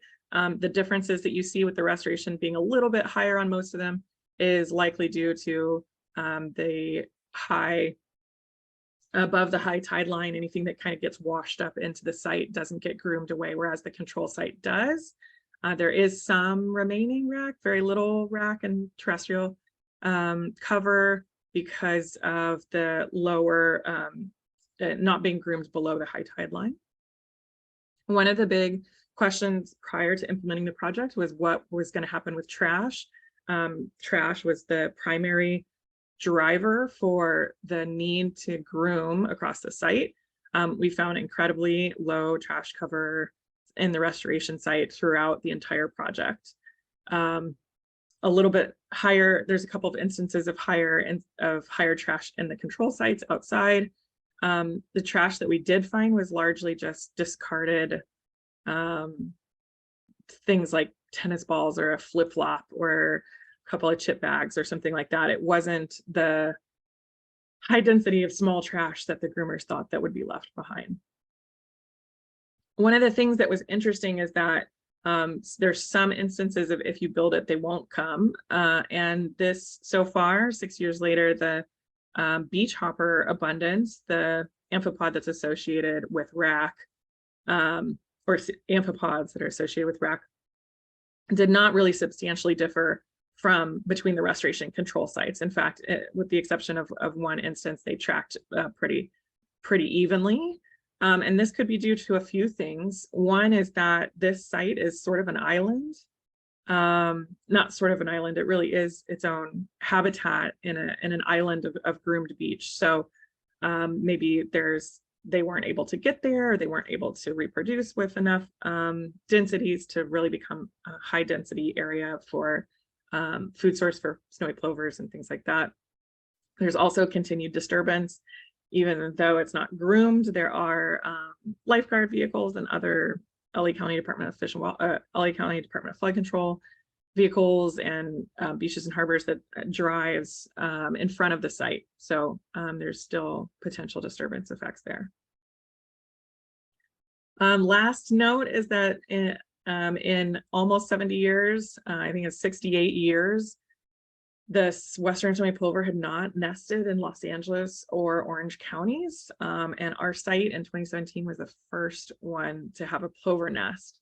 It seemed to start a trend of plovers trying to nest in LA and Orange County areas, specifically in a couple of areas that are blocked off from grooming. So in conclusion, this site has shown to be to have the ability to accrete sand through this feedback loop of sediment being trapped by the vegetation growing on top of it, and this continued cycle it seems to be growing at a rate that's faster than sea level rise. Although we probably need a large disturbance event to truly test the erosion. We did get that in January, still working on those data. But the long story short is that even a site that is very small has almost no effort or maintenance put into it, and really is only just native seed, still has, and even has very low vegetative cover, still hovering around 5 to 7%, still has this ability to trap sand and accrete and be more resilient to sea level rise. So we hope that that's a strong takeaway for the land management agencies. That's it. Thank you. Thank you so much. Very interesting, very fascinating. And yeah, I hope that this just inspires more of us to get invested and involved in trying to rehab some of these beaches that clearly could use it and produce some of those fantastic results that you've seen. So we are going to move on to the next presentation. I didn't see anything in the comments in terms of questions for you, Karina, but hopefully, folks can reach out if they do have them. So we're going to move on to Risa, who's going to tell us about mapping hundreds of hidden beach grass plants, the range, distribution, and abundance of a newly discovered invasive hybrid. We all love hybrids, don't we? So I can't wait to hear about this, and thank you so much. Take it away. Great. Thank you, Christina. My name is Risa Askeruth. I'm a graduate student at Oregon State University. And yes, I'll be talking about this newly discovered invasive beachgrass hybrid that so far we found in Oregon and Washington, not California yet, but we think it could have implications for restoration and management along the coast. First, I want to talk about the many contributors to this research. This is just part of our large team. In addition to me and the hybrid, there's my advisor, Dr. Sally Hacker, who has worked in the system for many years. Dr. Rebecca Mostow, who's a former PhD student in our lab, whose name you'll see throughout the talk because she's done so much of this foundational work with the hybrid. Dr. Felipe Barreto, who's worked with Rebecca to investigate the hybrid's genetics, and Drs. Megan Wengrove and Peter Ruggiero, who are running or contributing to this large-scale dune planting experiment that involves the hybrid beachgrass.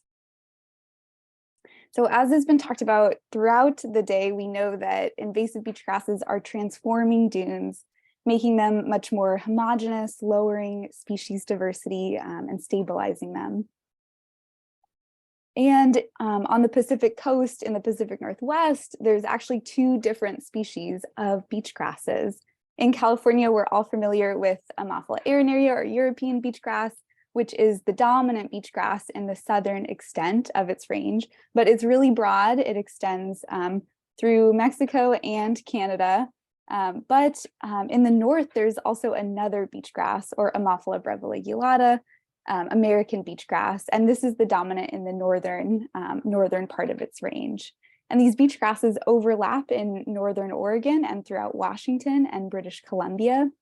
But it's this particular area within their range overlap where the dominant shifts from Ammophila arenaria to breviligulata, where in 2012, folks in our research group found this new and unusual looking beach grass. And we had a lot of questions about it. Rebecca, for her PhD research, investigated this new beach grass and found that indeed the parrot beach grasses had bred, forming this new hybrid beach grass. And so from this discovery, we had this whole slew of questions, some of which Rebecca or others have answered already, and others which we're just beginning to ask. And the 3 questions about this hybrid beach grass that I'll talk about today are: first, what is the distribution and abundance of the hybrid, or where is it and how much of it is there within this range that we know about from northern Oregon to southern Washington? And then looking outside of that range, are there other areas of co-occurrence of the hybrid's parents, which could potentially mean future hybridization or currently undetected hybridization? And then finally, why do we care about the hybrid, or what might it mean for dune functions and services? For instance, producing dunes that are shaped differently than its parents, which would alter the level of coastal protection dunes provide, and also potentially impacting species diversity and conservation. But first, I'll start with the most basic question, which is where do we find the hybrid within this range? And to answer that, I worked with 5 awesome students over the course of 2 summers. They were Rose Antaki, Beck Harper, Hugh Lee, Drake Scrafford, and Cole Thiem. Together, we walked over 40 kilometers of dunes along the coastline in Washington and Oregon looking for the hybrid. And we looked for several specific things. First, we looked for flowering shoots. We know that the hybrid from Rebecca's research flowers at a time that's intermediate between both parents, this narrower window in July and August. We also looked for taller shoots or bumps in the dunes, since we know that the hybrid is taller than its parents, which I'll talk about a little bit later. And when we got closer and we got up to these patches, we verified that it was the hybrid or its parents through the ligule, or this thin piece of tissue at the base of beachgrass leaves. And the hybrid has intermediate ligule length between both of its parents. And here I'm showing what we found over these 42 kilometers of dune, which was a lot of hybrid. So our search lines, the areas that we were able to search, are shown in green in lines along the coast. And you'll see that for each of those green areas, we typically found many hybrid patches. And this map is showing so many points on points on points. So there are over 200, or excuse me, nearly 300 hybrid patches that we found in total, 298. And we find them at 5 distinct sites, ranging from Pacific City, Oregon in the south to Ocean Shores, Washington in the north. There's a lot of them. The results I just showed are from the ground-based field surveys that we did, so just walking up and down the dunes. But I also want to mention that there's another graduate student at Oregon State University, Rebecca Edgell, in geology, working with Peter Ruggiero, who's, for her master's research, looking at unmanned aerial vehicle surveys, collecting multispectral imagery. And she found that there's actually spectral differences between the Ammophilas and the native dunegrass Laemus mollis.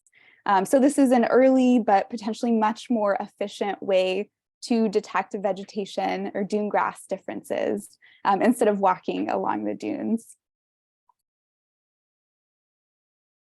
So now that we know roughly where the hybrid is and how much of it is out there within its range, we wanted to broaden our search.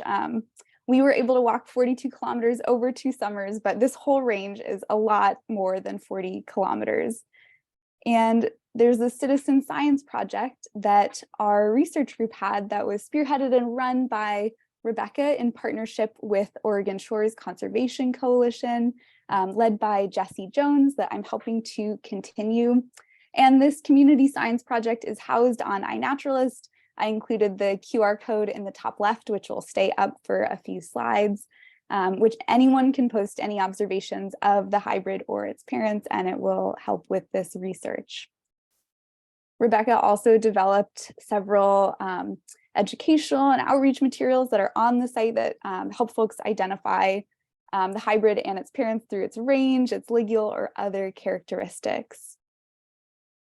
And we also ran beachgrass identification trainings. This is one that Rebecca ran in Pacific City, the southern extent of the hybrids range in summer 2021. And this is might not look like a lot of people. This is only 6 of us out there, but if you can imagine this amount of people times over 100, that gives you a sense of the scale of the amount of people, which is over 700 that have contributed to the iNaturalist project. So many community scientists posting observations, and we're so grateful to everyone.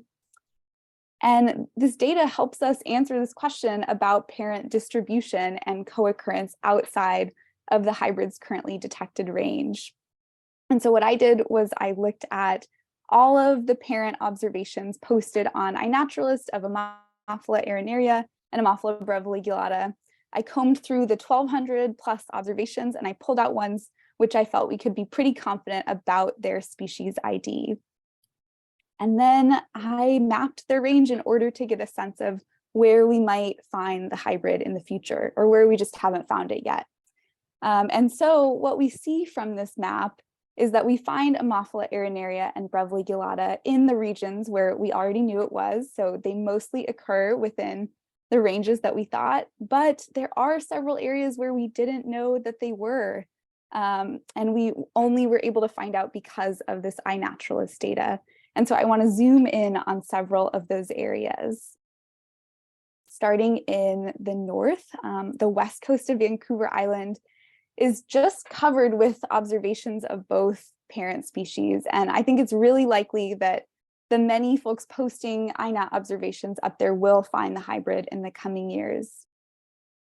Moving slightly south, we also see both species in the Puget Sound, both parent species, not necessarily at the same beaches. And we know that dunes and sandy beaches in the Puget Sound looked really different from those on the Pacific coast.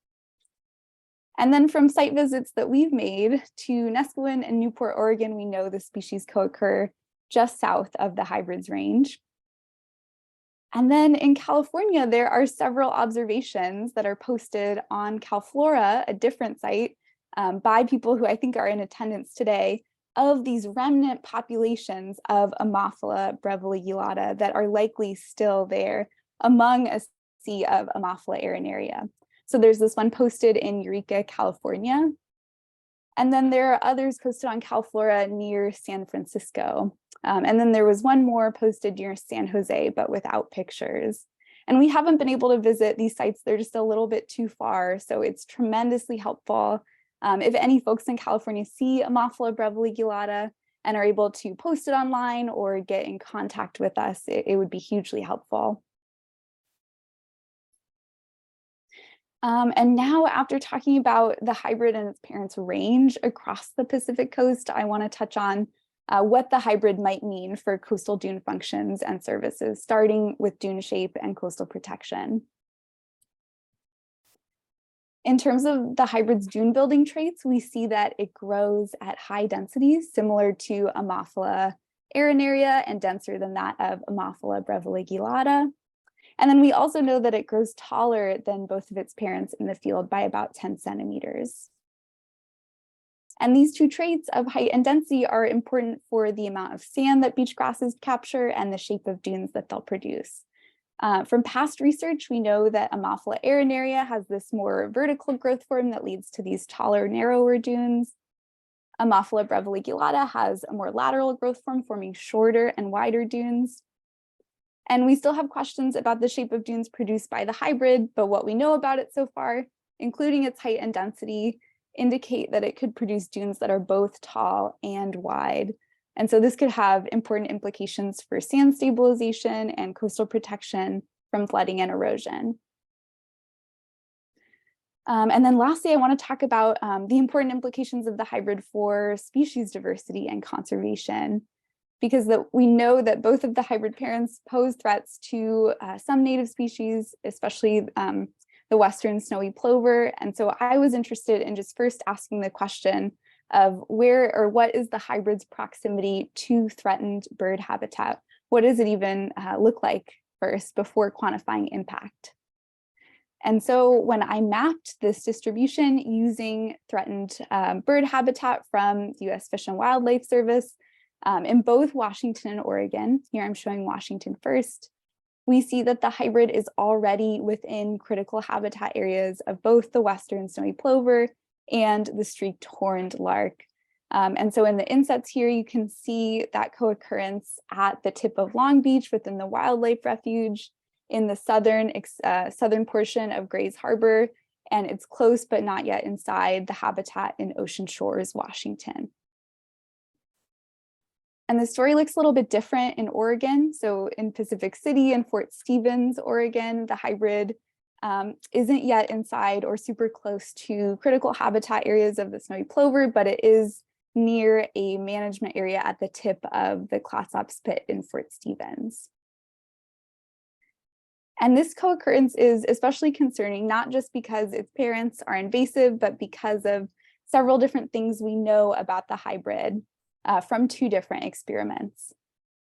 So first, Rebecca did this bag experiment where she grew the hybrid and its parents in bags over the course of 18 months together and separately. And she found that the hybrid is a strong competitor, especially for Ammophila breviligulata, which is the dominant beach grass in the hybrid's range at almost all of its sites. And another large-scale dune planting experiment for which Megan Wengrove is the PI, and Sally Hacker and Peter Ruggiero are co-PIs, we monitored survival of all the different plant taxa after a year.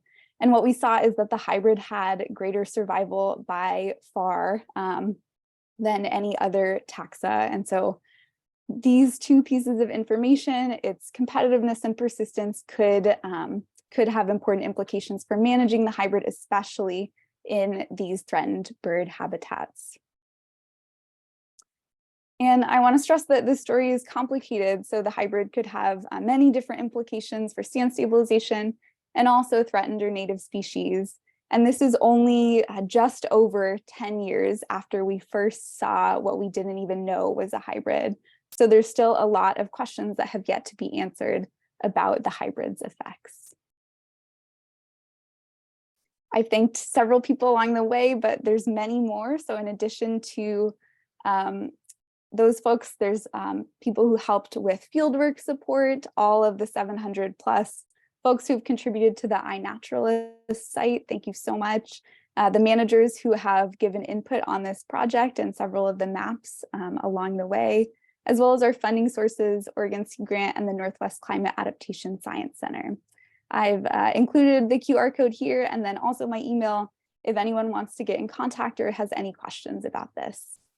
Thank you so much. Great, thank you so much. Very fascinating, and yeah, thanks for sharing the information. It sounds like, yeah, if you can get some more eyes on the ground and maybe some help in some places, it would help the research a little bit too. So yeah, part of that kind of speaks to, I don't see any questions. I guess I'll pause to ask if anyone wants to jump in, but so far I'm not seeing any questions. But yes, all right. So moving on, that kind of leads us into our next topic, which is all about collaboration and trying to share information to achieve the best results overall. So I wanted to invite Laura to start to talk about a little bit about the Dune Science Network, the work that they've been doing, and their goals and objectives for their group as they move forward. So take it away, Laura. Thank you.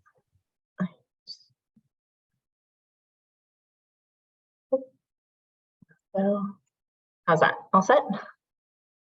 Yep, that worked perfect. Go for it. All right. Well, thank you so much. I am the last presentation and I don't think I'm going to take up my whole time slot. I'll let you guys go early. But this was an amazing day and so many great presentations. And I just really just want to thank Christy for putting it together. And it is exactly what the California Coastal Dune Science Network is all about. My name is on the slide, but I will. Oh, let me just see. There we go. This was really a collective effort by many folks that are actually that presented today, and many different researchers and coastal dune practitioners that a lot of you are familiar with. We are an open network. You're welcome to join us.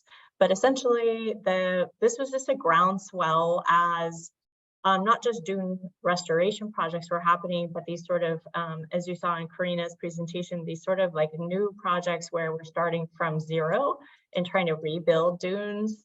And there was this need for advancing kind of collective expertise in understanding what, reference sites look like, what we're really trying to achieve with them, what historic information on dunes we have, how to really advance form and function, and then also, work with our partners on vegetation and revegetation strategies and lessons learned from the dune restoration world. So the Dune Science Network our set of goals are really advancing this collective expertise, focus on building this best practices and research priorities that can help guide policy and investments in both like dune sustainability and dune resilience, and then also in building dunes that might be even more short-term and helping with coastal adaptation. So we understand there's a broad range of projects here. We really, as we heard today, we're emphatic about sharing and enhancing results and monitoring data because this is how we learn. And really understanding how these projects are responding to different storm events, how they respond over time. It's just really, it's what we understand that the challenge is more of a long-term investment in the science and understanding. And so we need partners like you all to help really get a grasp on how to evaluate a project's response that might be within a 3 to 5 year range within the like bigger context of the last 10 or 15 years on our coastline. And then we want to be an educational resource for students. We want to support graduate students and postdocs, and we also want to support bringing in youth at all levels all the way down to middle school. Super excited about the Dune Center in Guadalupe and stakeholders to really better understand dune resilience and the opportunity here on the West Coast. So here's just some of the folks that are involved right now as part of the Dune Network. You heard from a number of them today. And again, please feel free to reach out and join us. I'll just talk a little. We have like 250 people on our newsletter list, and we're creating this website as a resource hub. It's designed to help share information about your project and resources. So we just found it really hard to find out what people were doing at different sites. And so we wanted to create some sort of resource database that we could work with and help use things like videos and profiles and sharing of monitoring reports to help those that were new to the coastal dune worlds understand a little bit more about dune form and function, but also to share some of the amazing work that you guys are doing and the expertise that you have. We have a online dune science library. We found that also California specific publications or West Coast specific publications are really helpful for us because dunes in other locations around the world aren't necessarily the same vegetation biota and or dealing with the same coastal hazard stressors that we are. So really trying to build out a library of more West Coast and California specific dune science. And then we have had several workshops where we're trying to advance peer-to-peer learning and really dive into some of the meaty questions that many of us have. So I'll touch on some of those right now. So one thing that we're grappling with, especially because some of us are in central to Southern California, where our beaches are highly modified, we have lost, much of our historic coastal dunes. And so there is a really wide range of projects that are being labeled as dune projects or dune resilience projects. And these have also very different types of goals. So in kind of our understanding of, how to evaluate these projects and how to design expertise around and best practices for scaling or transferring them to other locations, we started to talk about different project types and goals. And we kind of came up with this very rough categorization of, sites where restoration, a lot of what we heard today, invasive species removal, recontouring, helping to kind of rebuild the dune ecosystem resilience. Then there's other dune sites where they're really maybe using the sand fencing as a way to increase the broader resilience of the coastal beach or landscape. So this might be that the overall goal is really just sediment volume increases, not really as big of an emphasis on biodiversity, but it could be a co-benefit, and it's a welcome co-benefit. And or it could also be that the beaches that the dunes have an interplay with wetlands behind it. And so they might be a slightly different structure from other dunes where you have like a larger, wider beach. The third type is the dunes as flood protection. These are often those hybrid projects where the dunes might mimic, or it might be more of a berm that mimics a dune function, but may not have quite the form, as in it doesn't have a foredune, there's not room for it to migrate, and it requires a lot of hands-on nourishment and participation and intervention in order to sustain it. So some of the key questions that our group has been trying to tackle is really what approaches are best suited for what resilience goals and or site conditions. So as we all know, there's different dune project types, and then there's really this balance between the sort of social cultural expectations of resilience. We all know that we're facing pretty severe erosion and sea level rise impacts. And so understanding, what the potential is for bringing back the dune within the time scale that we have, understanding what it might take in terms of human intervention, and whether that's really feasible or the expectation is realistic in terms of the baseline conditions of the site. And we're running into a lot of that, as I mentioned, in central to Southern California, where many cities and communities would like to consider dunes, but it just may not be that the site is suitable, doesn't have the sand, the wind, the beach, space and footprint that would really allow for a dune to at least moderately sustain itself. And then there's scales of resilience. So how will it be sustained, and where and when do we sort of measure that resilience over time? So is it a rate of change? And what is that? What are the rates and what are the indicators that we're looking at? Is it also looking at recovery and response after extreme events? And then understanding what the project goals and objectives, as I mentioned before, really can drive the design of the dune restoration and or enhancement project. So we had a 2021 workshop, which really was a lot of video case studies and presentations about different projects similar to today. I think we're recording this, so I'm happy to also throw this up on our website. And I've gotten a lot of just sort of random public that find our site and are really interested in these videos. So even if your presentation is a little bit more technical, for them to see what's happening in their own backyard is really helpful. And we talked a lot a bit in this workshop about the fact that these projects really range, as I mentioned before. There's no one size fits all. Really the site conditions and the prevailing winds, the sand availability, what the invasives or native vegetation situation and condition is, All those really play into each specific site and how you would design the project for that site. But we did come up with the fact that obviously interconnected and dynamic processes, the sand, wind, and vegetation, that recipe of those ingredients is really essential to any true sort of genuine dune project.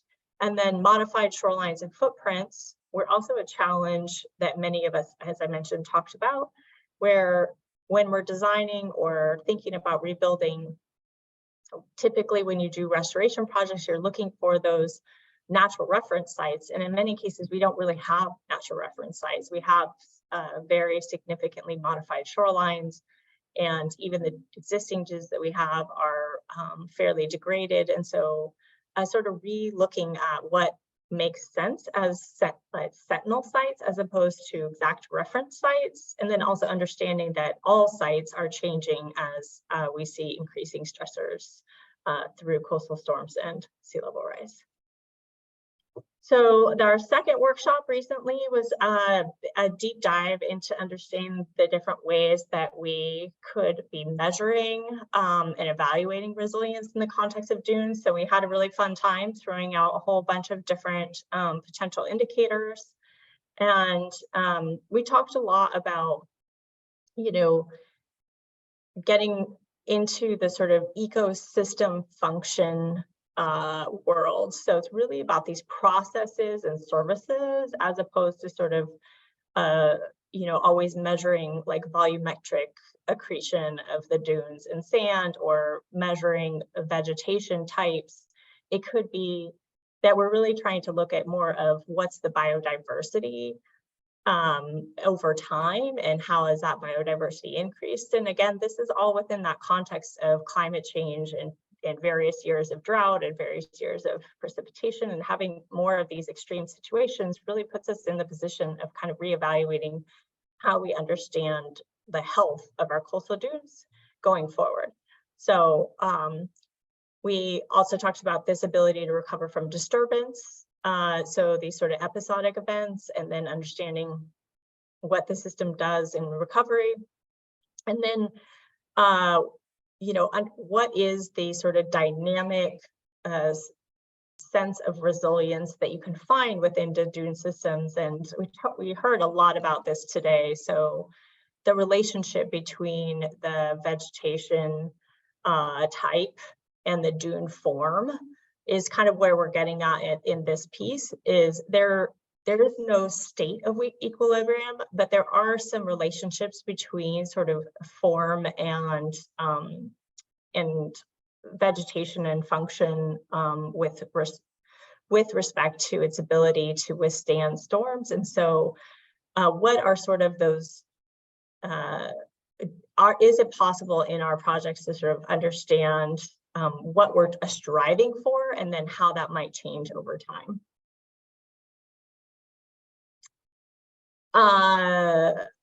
So some of the things that we're working on, I think, are related to how we can evaluate this resilience across dune projects, and really, as I mentioned, dive into some of these questions that we have. So looking for ways that we might be able to establish some common indicators, even though we have quite a bit of site difference. But really, regional coastal hazard pressure and responses, rates of beach sand and volume, biodiversity changes. These are things that might differ in terms of the actual metrics within the projects, but they're still common indicators. And then there's things like vegetation and dune steepness might depend on the geographic sort of site conditions, grain size. We talked about might also depend, flood protection or sand performance may depend on the goal of the project. Other topics that we're really hoping to kind of dive into are how do dunes fit into coastal adaptation strategies. So in these places where we're really rebuilding dunes from scratch, how fast and to what extent can dunes establish?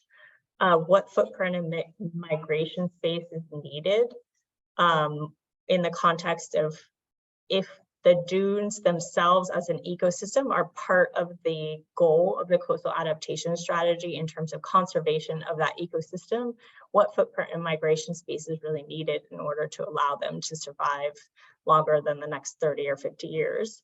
And then co-benefits of dunes and supporting beach and wetland sustainability is another piece that we're interested in. And there's several sites where there is that interconnection, but not a lot has been really evaluated about how they interact.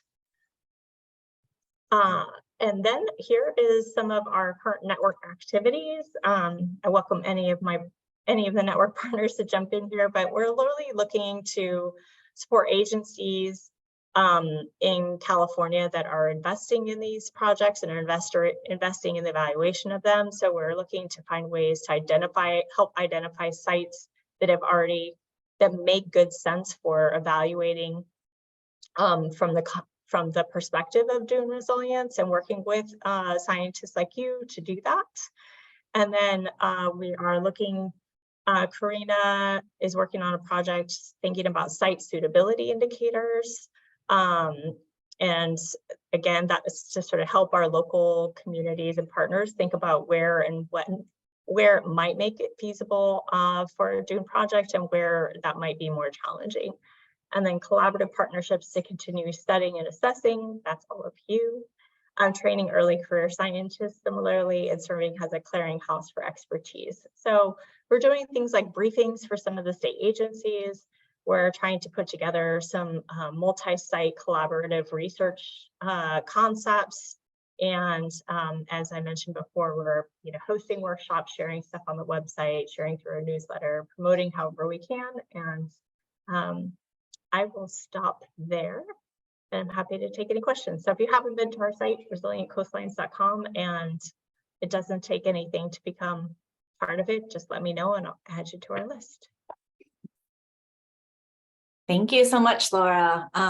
Yeah, just such fantastic work, and so glad that you guys are just on it in terms of getting collaboration, getting out there, talking to folks, bringing more folks in, and the materials into one spot for distribution from there. So thank you so much to you and your group, and yeah, I hope that folks got a chance to look at the website and browse around and look at some of the videos that you talked about. I went through there and listened to all those, and yeah, it's just a really nice tool to be able to get somebody like me who doesn't have much of any experience with dune restoration up to speed on what the current thinking is and how to do these kinds of projects. So thank you so much. I'll just add to at Sea Grant, we have a huge cohort of state fellows that are based at state agencies or federal agencies across the state, and they generally also work on like short-term projects with us as extension. And in the past, a number of our video case studies have actually been done by our Sea Grant fellows who are based around the state and really want to get out and see these sites and learn about them.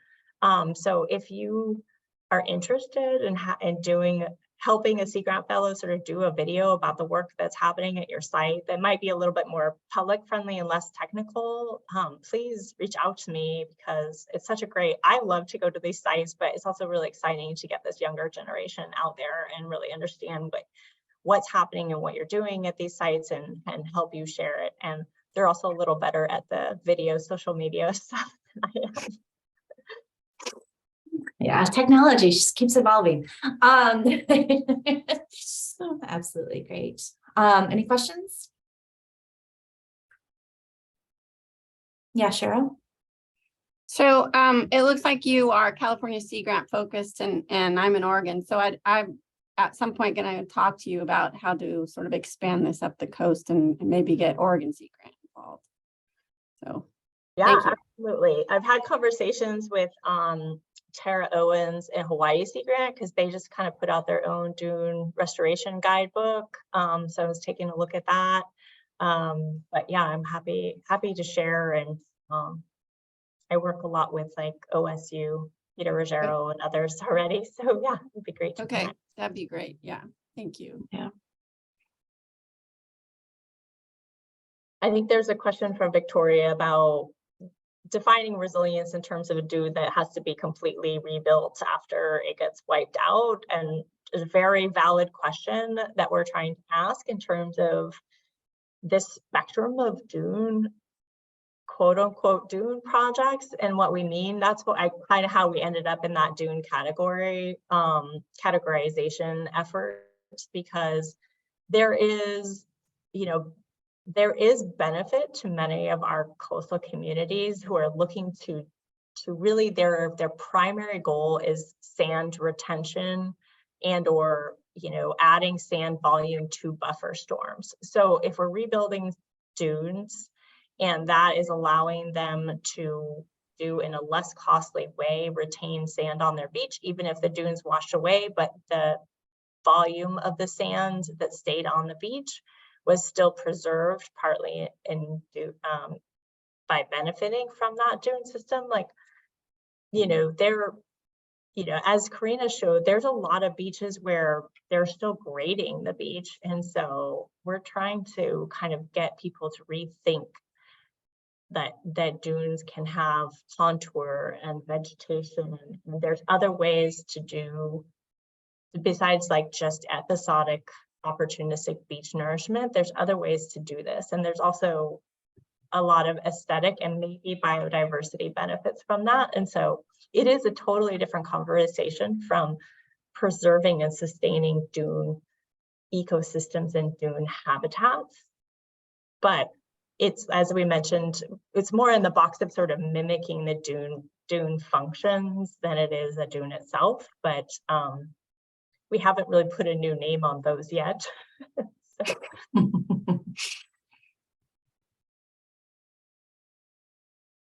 Okay, great, thank you. Anything else from anyone on this? I had set aside time in the agenda to just, I guess, for the group, really more than anything else, if there's topics that they want to talk about, other collaboration issues or opportunities coming up. As I mentioned in the beginning of this day, I guess, this kind of came out of a conversation Lorraine and I were having about the last time folks had gotten together and shared information, just that it had been a while. So yeah, it kind of just sparked this to get together with everybody.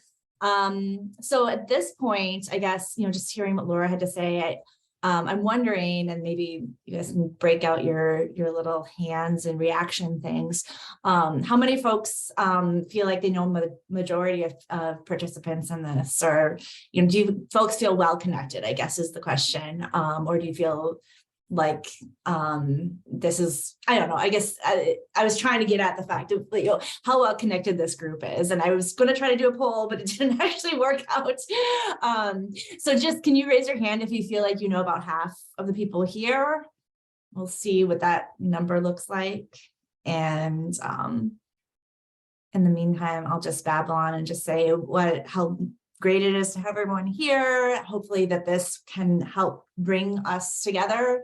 And hopefully this gives you some resources in the forms of, the folks here that presented, but also the Dune Science Network website as a resource that you can use in the future as we move forward, and as positions change and people move around, just trying to get other folks trained up and oriented to this world, which is obviously very complex.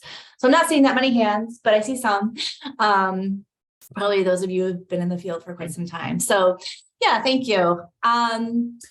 So with that, I'll just take a brief pause. If anyone wants to have any kind of discussion about what we've heard today, I'll take a brief pause if anyone has any questions that they want to follow up on. So Christina, this is Lorraine. I just wanted to follow up because obviously you and I kind of had this conversation and then I pulled in Tara, but one of the things I joked about was that in 2016, we had a symposium at Point Reyes that was actually organized by some Washington University researchers that are doing work in our Hydstrom's lupin. And so we had this big symposium and it had people from Oregon and Washington and Southern California, and it was awesome. And then it went away, but then Andrea picked up the ball and had another one 3 years later.